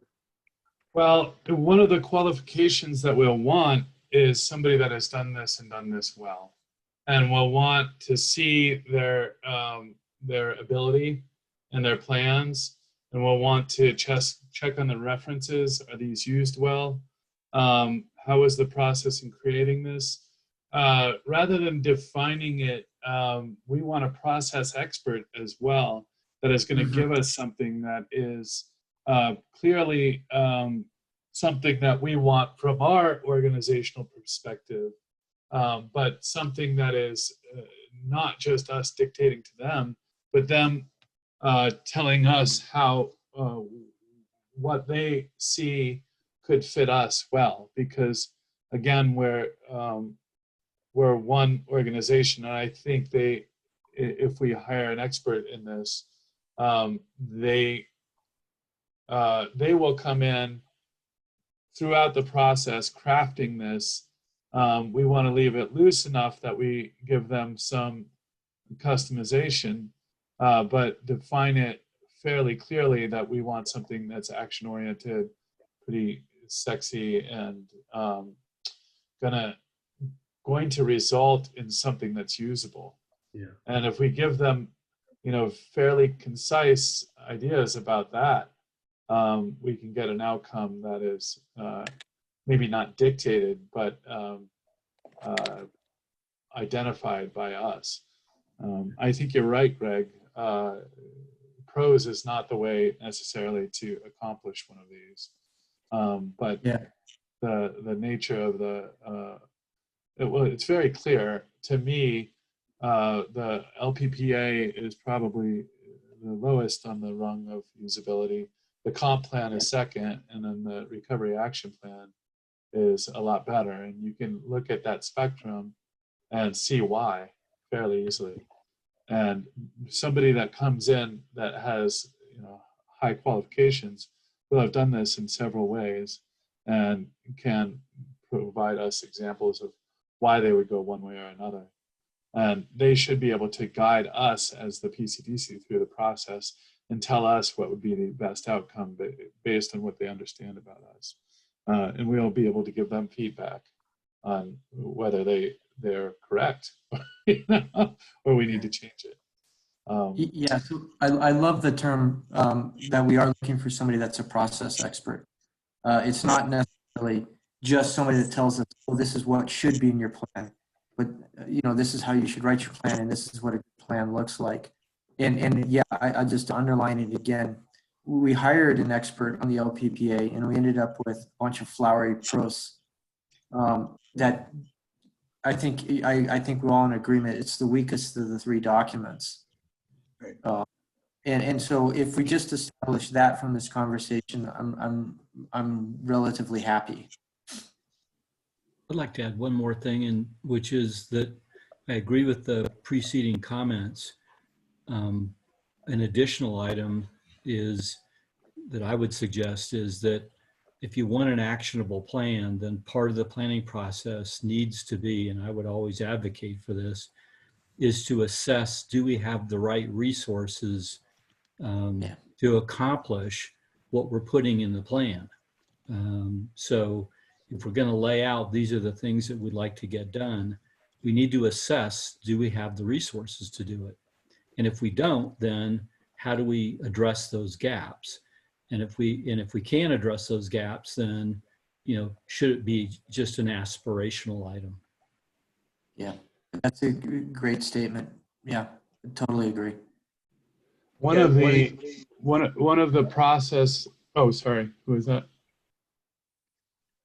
I was just going to point out, for example, 2 or 3 times in the comp plan, there's reference to fixing the bicycle lanes around 3666. Of course, we haven't done that, and partly because of the barrier related to resources. In effect, since we're not CDOT, we can't just do it. We almost did it. Well, hopefully we'll be able to do it at some point, but it does, underscore that. But what I wanted to say is that DOLA has a list of examples of comp plans, and it's a pretty broad spectrum. It goes from a sort of a marketing brochure format to, a thick old time big city phone book thickness type plans, and it might be useful to just glance through those if you haven't already, and just to get a sense for the range of formats that are out there already. Good point. We did put those in one of the last packets. Okay. It would be great if the subcommittee could look at those and then say, after reading through 4 of them, we really liked this one or this one for everybody else. I think that'd be fantastic.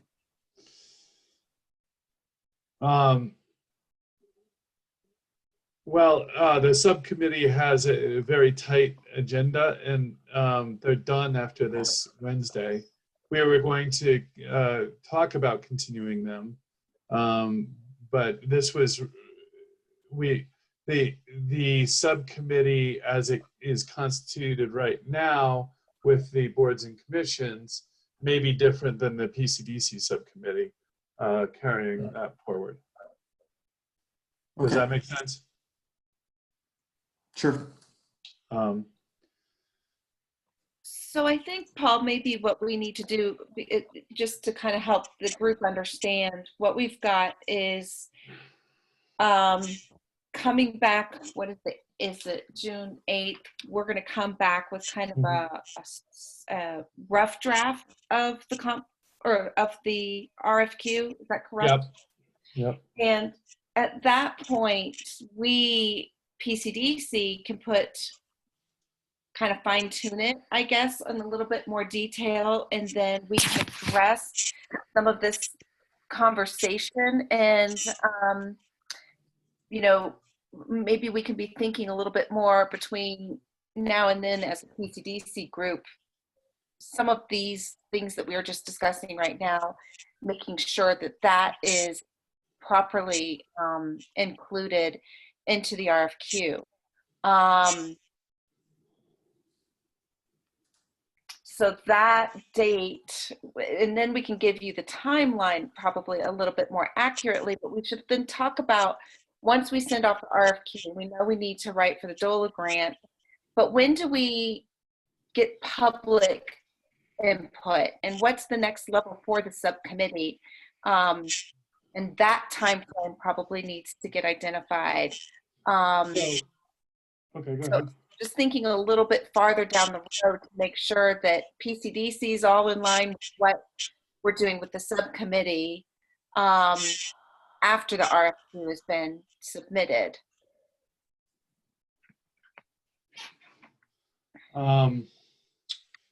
So after the RFQ is submitted, then we wait. Then it's not until October that the award comes. And we accept the award potentially in October. So nothing will happen probably until November. December is not a great time to kick off a plan. So, you know, it's going to be some time before we really get into a public process. We want the and really using that subcommittee in a greater extent moving forward. So it may need to be reconstituted again at a later date. But I think we want to get that, you know, ideally we'd have the consultant on board when we move forward on everything. Hey, Paul, yeah. a quick question about that. What do you think a consultant or yourself would suggest of how much of a straw man should you have before you go into public forums? Or well, should you it have depends. it Usually you want to present something and get something back. Yeah. So you want to present the process in the beginning. You want to present the last plan, what you've learned about all of the plans, all of the challenges. You want to take all the data. You want to compress that. You want to see what's missing. You want to meet with you know, various a technical advisory committee, a steering committee, the PCDC, and then go out to the public and say, these are the challenges we're facing. These are the things that are in the plan. These are this is what the demographic data is telling us are going to be your challenges coming forward. This is what your built environment is missing. You know, these are the challenges that are facing the town. This was what was presented in the town in the last vision. How do we, you know, what has changed with that? And then through that, you're presenting and you're getting feedback from the public. You probably do that a few times. And each time you progressively create a straw man or two to really test case a scenario. And you go through the tech and the steering committee and then to the public, and you bring that information back. And eventually you get to, you know, one or two scenarios that make sense, and you make some tough decisions about moving forward with one of those. So it sounds like you're saying that you engage with the public when you've got a reasonable straw man put together and really kind of defined precise presentations and questions. Yeah, you That do. Yeah. At first, it's visioning and challenges, and then it's once you confirm those, you develop around those challenges 1, 2, or 3 options that may be, you know, easy, more difficult, you know, or they may just be separate, you know, you know, what do they call it? Mutually exclusive ideas that you can test with the public and get feedback on, and all those committees.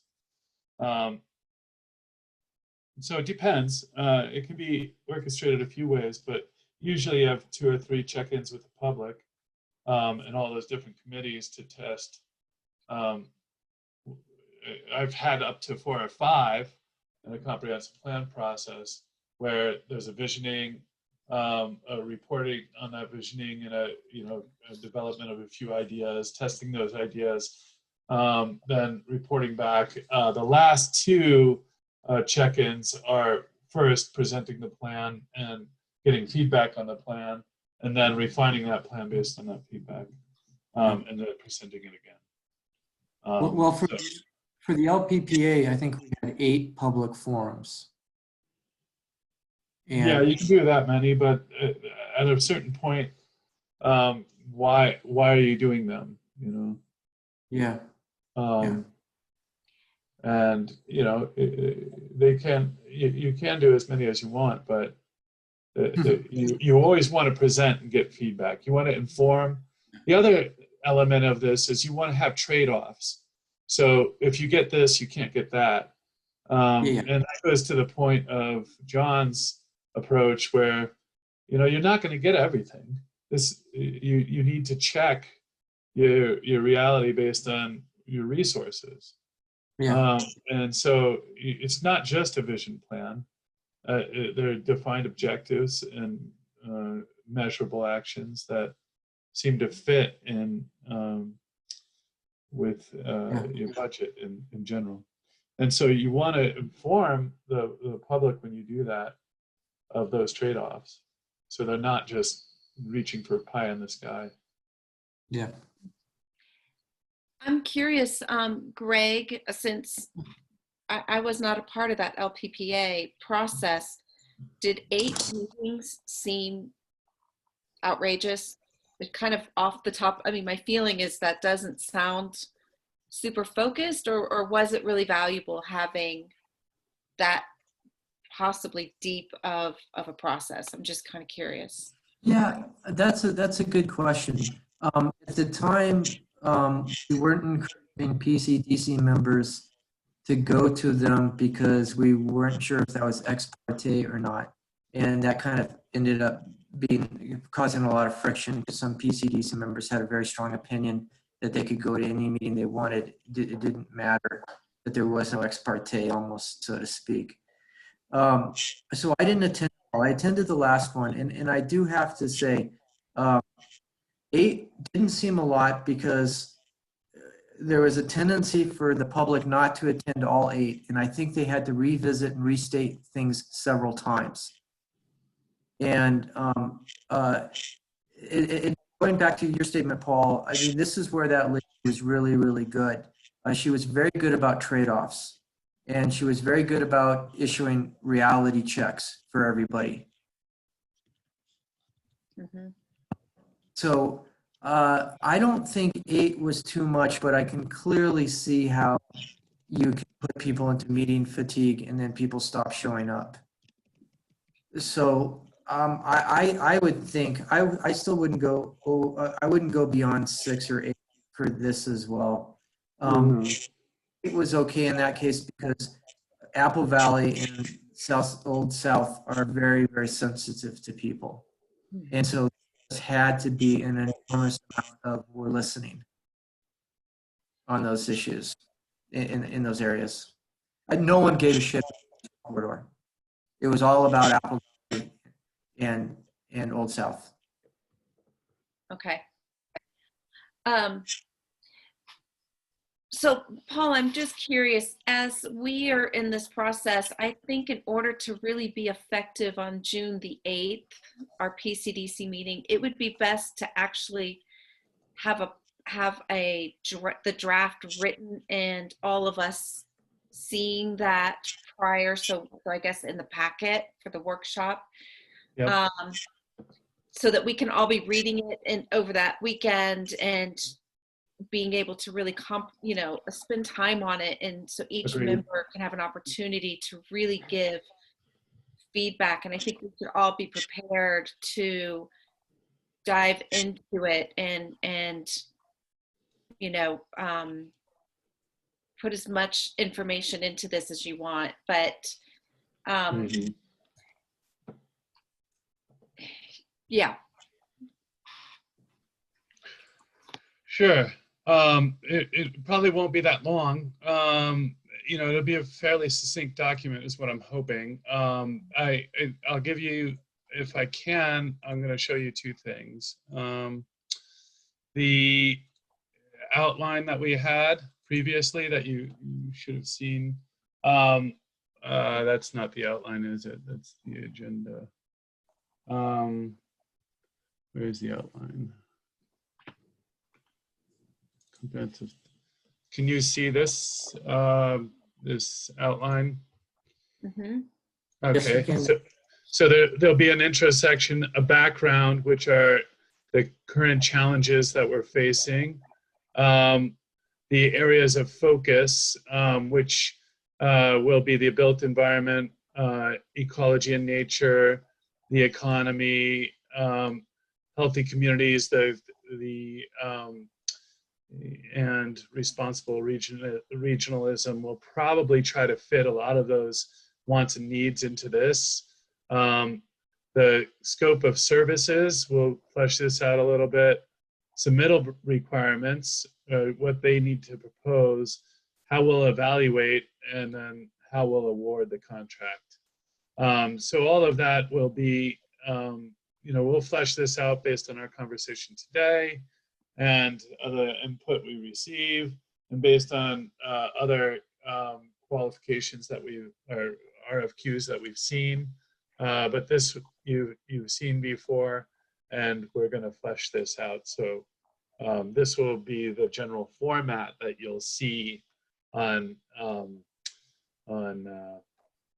8th, or the Friday before the 8th. So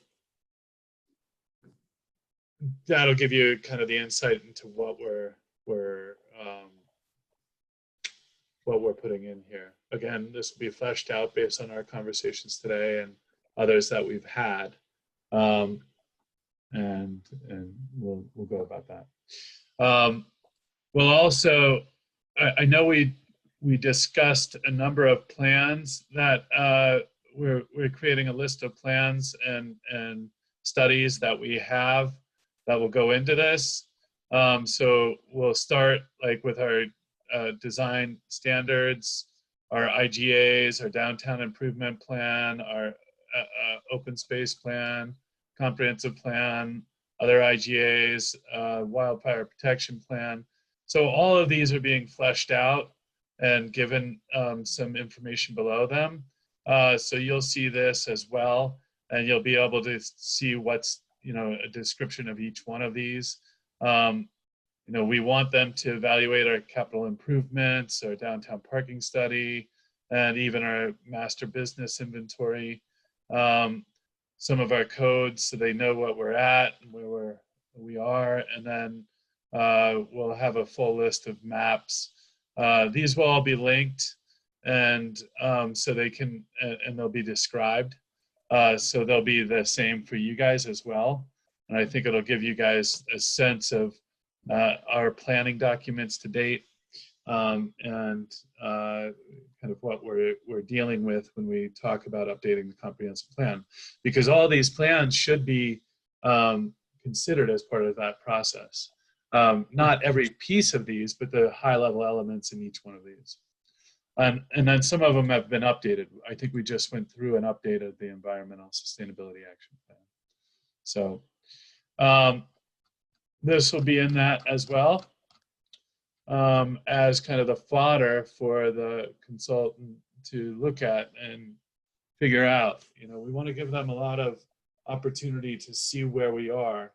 While we've asked each one of our committee members and our boards to give us some high-level challenges, wants, and needs, these plans have them all in there.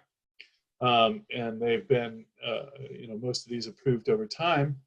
And so we can share the plans, the codes, and different studies. So we'll share this with you guys. Some of you may know more plans than this. Some of you will be surprised that we have more than 3 plans altogether. So this will be, I think, helpful to the consultant and you guys. Right, this looks good. Paul, are you still confident that we're going to get funding for this? Well, I'm sure we will through DOLA. Okay, good. They almost said 100% of their projects will be funded in the August round. The question is whether we'll have local match and how we deal with that. Okay. So that actually brings up a question that I'd like to bring up to the group then. Hypothetically, if we get the DOLA money, but then town comes back and says, we just don't have the matching budget and in-kind, DOLA says the in-kind level of contribution is not really going to work so well. Should we put into our RFQ some kind of a contingency element to it that says something along the lines of, since we don't have the funds, the money necessarily to go big, the contingency from the consultant is, okay, option B, and how we're going to scale this back so that we are able to come up with something over the next year or two. So I think we'd want to address that in the grant and the contract. We want to put it in the RFQ that indicates, I mean, everybody knows we're in a pandemic. I think we want to write something in there that indicates we don't have this money set aside. mm-hmm. And we're looking for it, and we're looking for ways to do that. And I based on what I've heard, nobody's going to squawk at that right now. And in normal times, they would. Okay. But we're not in normal times, so everybody's still trying to secure contracts and hope that things recover. And for our downtown design guideline contract, we put in a pandemic clause that we can stop it at any time. That's kind of along the lines of where I want to make sure that we're considering that in the right place too. Right. So you're saying at the contract level? Well, we'd put it in all things, but we would secure it at the contract level for sure. Okay. And we would write it in the RFQ that things are up in the air. Okay. We don't know. Okay. But we're hoping over 2 years to be able to contribute in kind and hopefully some level of budget. Okay, so my next question then is, I've heard from a few people about how when the LPPA was written, it became really difficult between the town or PCDC and the consultant and who owned the content. And it became that the content really wasn't matching what the town sounds like maybe wanting. And Barney and Greg, you can fill in the gaps here, but it sounds like really contentious. And we want to also make sure that if we want to edit our document, it's ours to edit regardless if the consultant, is on board with us or not. I guess maybe you should explain that better, but I want to make sure we're also planning that we make it clear this is our content. But it's our content, but it's their name. And if they say something is not feasible, we're going to probably want to understand why. And it's going to be a delicate balance of them guiding us, not them directing us. And we want to do the work internally as much as we can, and that creates buy-in to the final plan. If you don't, ideally we would have members of a committee write the straw man up, and with support from the consultant, as opposed to them writing the whole thing up, because we want it to be our document. Their role is to guide us, not to defend their their position that one way is better than another.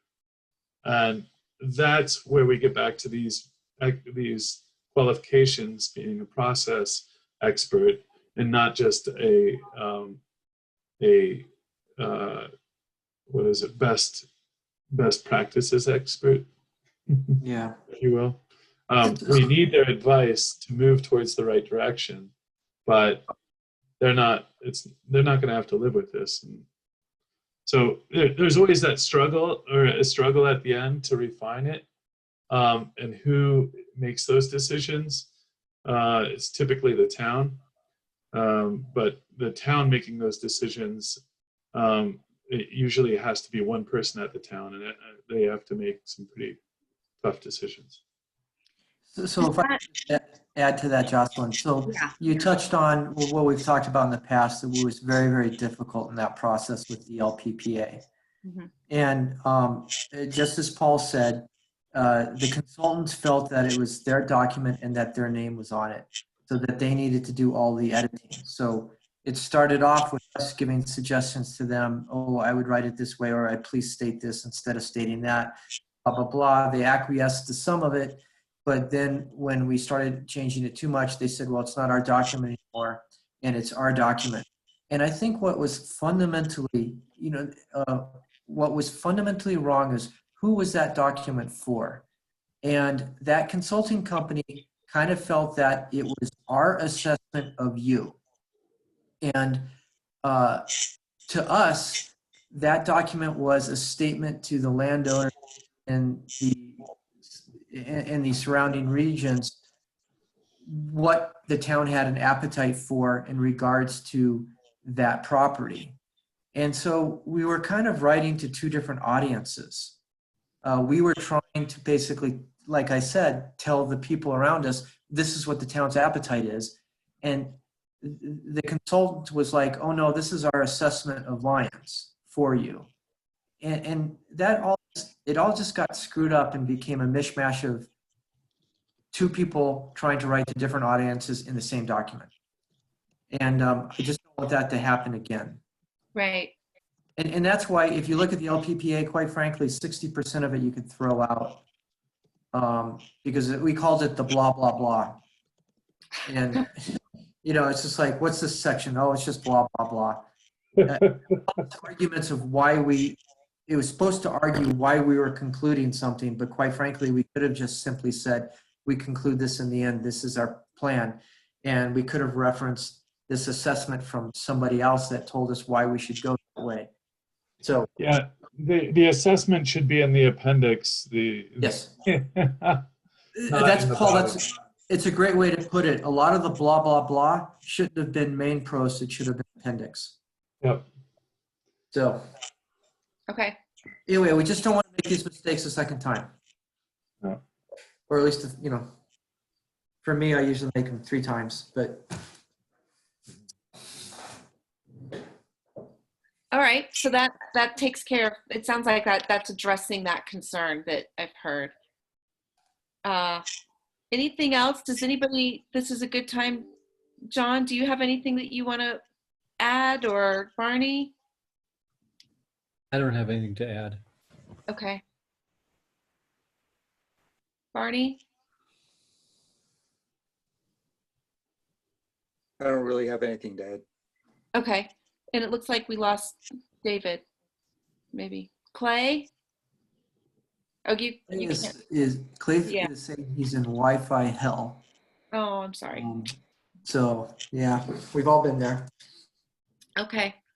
All right. Well, I think that addresses some of the concerns, and just that I hope that helps give everybody a sense of where we are in this process and how we're moving forward. And Paul will have a good draft, but we can perhaps put it in the packet so we can see it ahead of time to be able to give good feedback to the process. Okay. Hey, Paul, what else do we have on the agenda? It's 9:10. And Yeah, I know. I'm sorry, Greg. The last thing is the annual report. I just wanted Oh, yeah. to go through real quick and give you guys a chance to chew on it, and then we can, we can give our comments at the next meeting, and if we're good to go, then we just take it to the Board of Trustees or deliver it. As these are the recommendation or our priorities in the annual report. So let me share my screen. I think I emailed it to y'all, but I think I'll just run through it so we can all look at it together. So it kind of has the background of who we are, the members that were involved in 2019, the PCDC operations, who we are, what we pay attention to in our the overview. The key accomplishments, I went through this table and I went through all of our what do you call them, agenda, and identified the things that we concentrated on and which were more or less ongoing. I think I need to revisit this column here. But if there's something missing here, let me know. We updated the PUD for Second and Park Habitat. We looked at the acquired parcels and accepted Martin. We looked at compliance with ADUs and the ordinance adjustments to allow for R2 and R2A. I think I might want to spell these out in more detail. We permitted a AT&T wireless tower, developed the comprehensive plan workbook, reviewed the commercial and mixed use design guidelines for the library and the public works.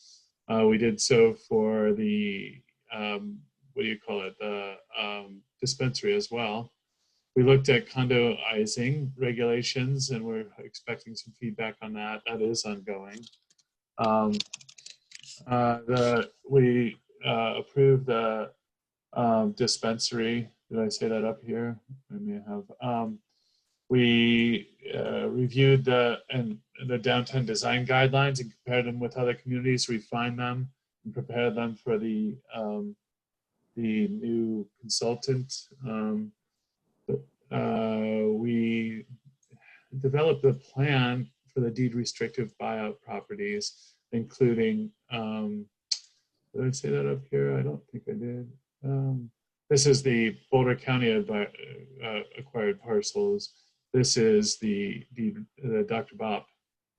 We reviewed the environmental and sustainability action plan, reviewed historic preservation and the lighting code, adjusted the STR regulations, adjusted the commercial downtown regulations, held a 5D workshop, got through the affordable housing review, and developed a regulation for tiny homes on wheels. So if there's something missing there, let me know. I'm going to try to spell this out a little bit more, but I think I captured everything there.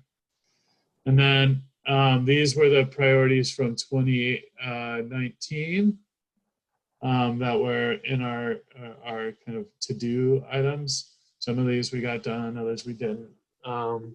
And then based on Barney's outline and kind of matrix, we tried to go through, and Yanni took everything that everybody added and put it into this this priority matrix. So if you can take a look at that and see if anything's missing, I sent this to you today, so you should be able to look at that. I went through and looked at other things that may be missing or maybe in here, like the Martin parcel zoning and annexation, the zoning of the buyout parcels, some of these zoning and annexation of the dog park, the Eastern Corridor Transportation Study, some of these I'll spell out a little bit more. Affordable housing code modifications and incentives. Plan reporting and updating, how we plan, we review the plan at the end of each year and see where we are. We could be better at that. Downtown residential zoning, we're working on that now. We just mentioned large home zoning, and maybe ADUs as a permitted use. There may be other things that I find as I go through the lists that I have, but these would be things suggested by staff, and I wanted to keep them separate from what was PCDC, but have them identified because they've been identified as things that we need to get done. A general zoning map update would also be in the would also be important. But if you can, be prepared next week to review and see if there's anything missing from this list. And we'll spend a half an hour going through, and if we need to, or we just all say, yeah, no, that's good, and we can share it. I don't think it has to be a resolution, but if we all get thumbs up, we should be able to move forward and just share it with the trustees. All right, looks good. Greg, you are on the Monday night meeting for a commission update. Oh, okay. All right. Okay. Will that mostly be centered around our decision to delay the buyout properties? Yeah, Okay, perfect. Love it. and I'll talk to Boulder County before then. All right, sounds good. All right. That's all I have. Okay, so next meeting, it will be a workshop the second week of June. I think that's it. Yeah. Okay. Will there be any public hearings coming up? We've got stuff coming in, probably not until July. Okay, perfect. All right. Lastly, and don't go into great detail, but is there any plan to ever start meeting in person again? It looks like we're going to start opening up in June, but I don't Okay. know. We're not supposed to bring anybody into town hall. I don't know what that means for the PCDC, but it means we can have individual meetings, but public hearings I haven't heard anything about, or Okay. workshops. All right. Okay, I was just curious because I'd like to meet with people in person again, personally. So, anyway. Yeah. All right, and then just lastly, final conclusion, work on anybody that would like to join the PCDC. So let's move on that. We also are looking for people to join the Historic Preservation Commission. So if you know any architects, planners, people that love history, let us know.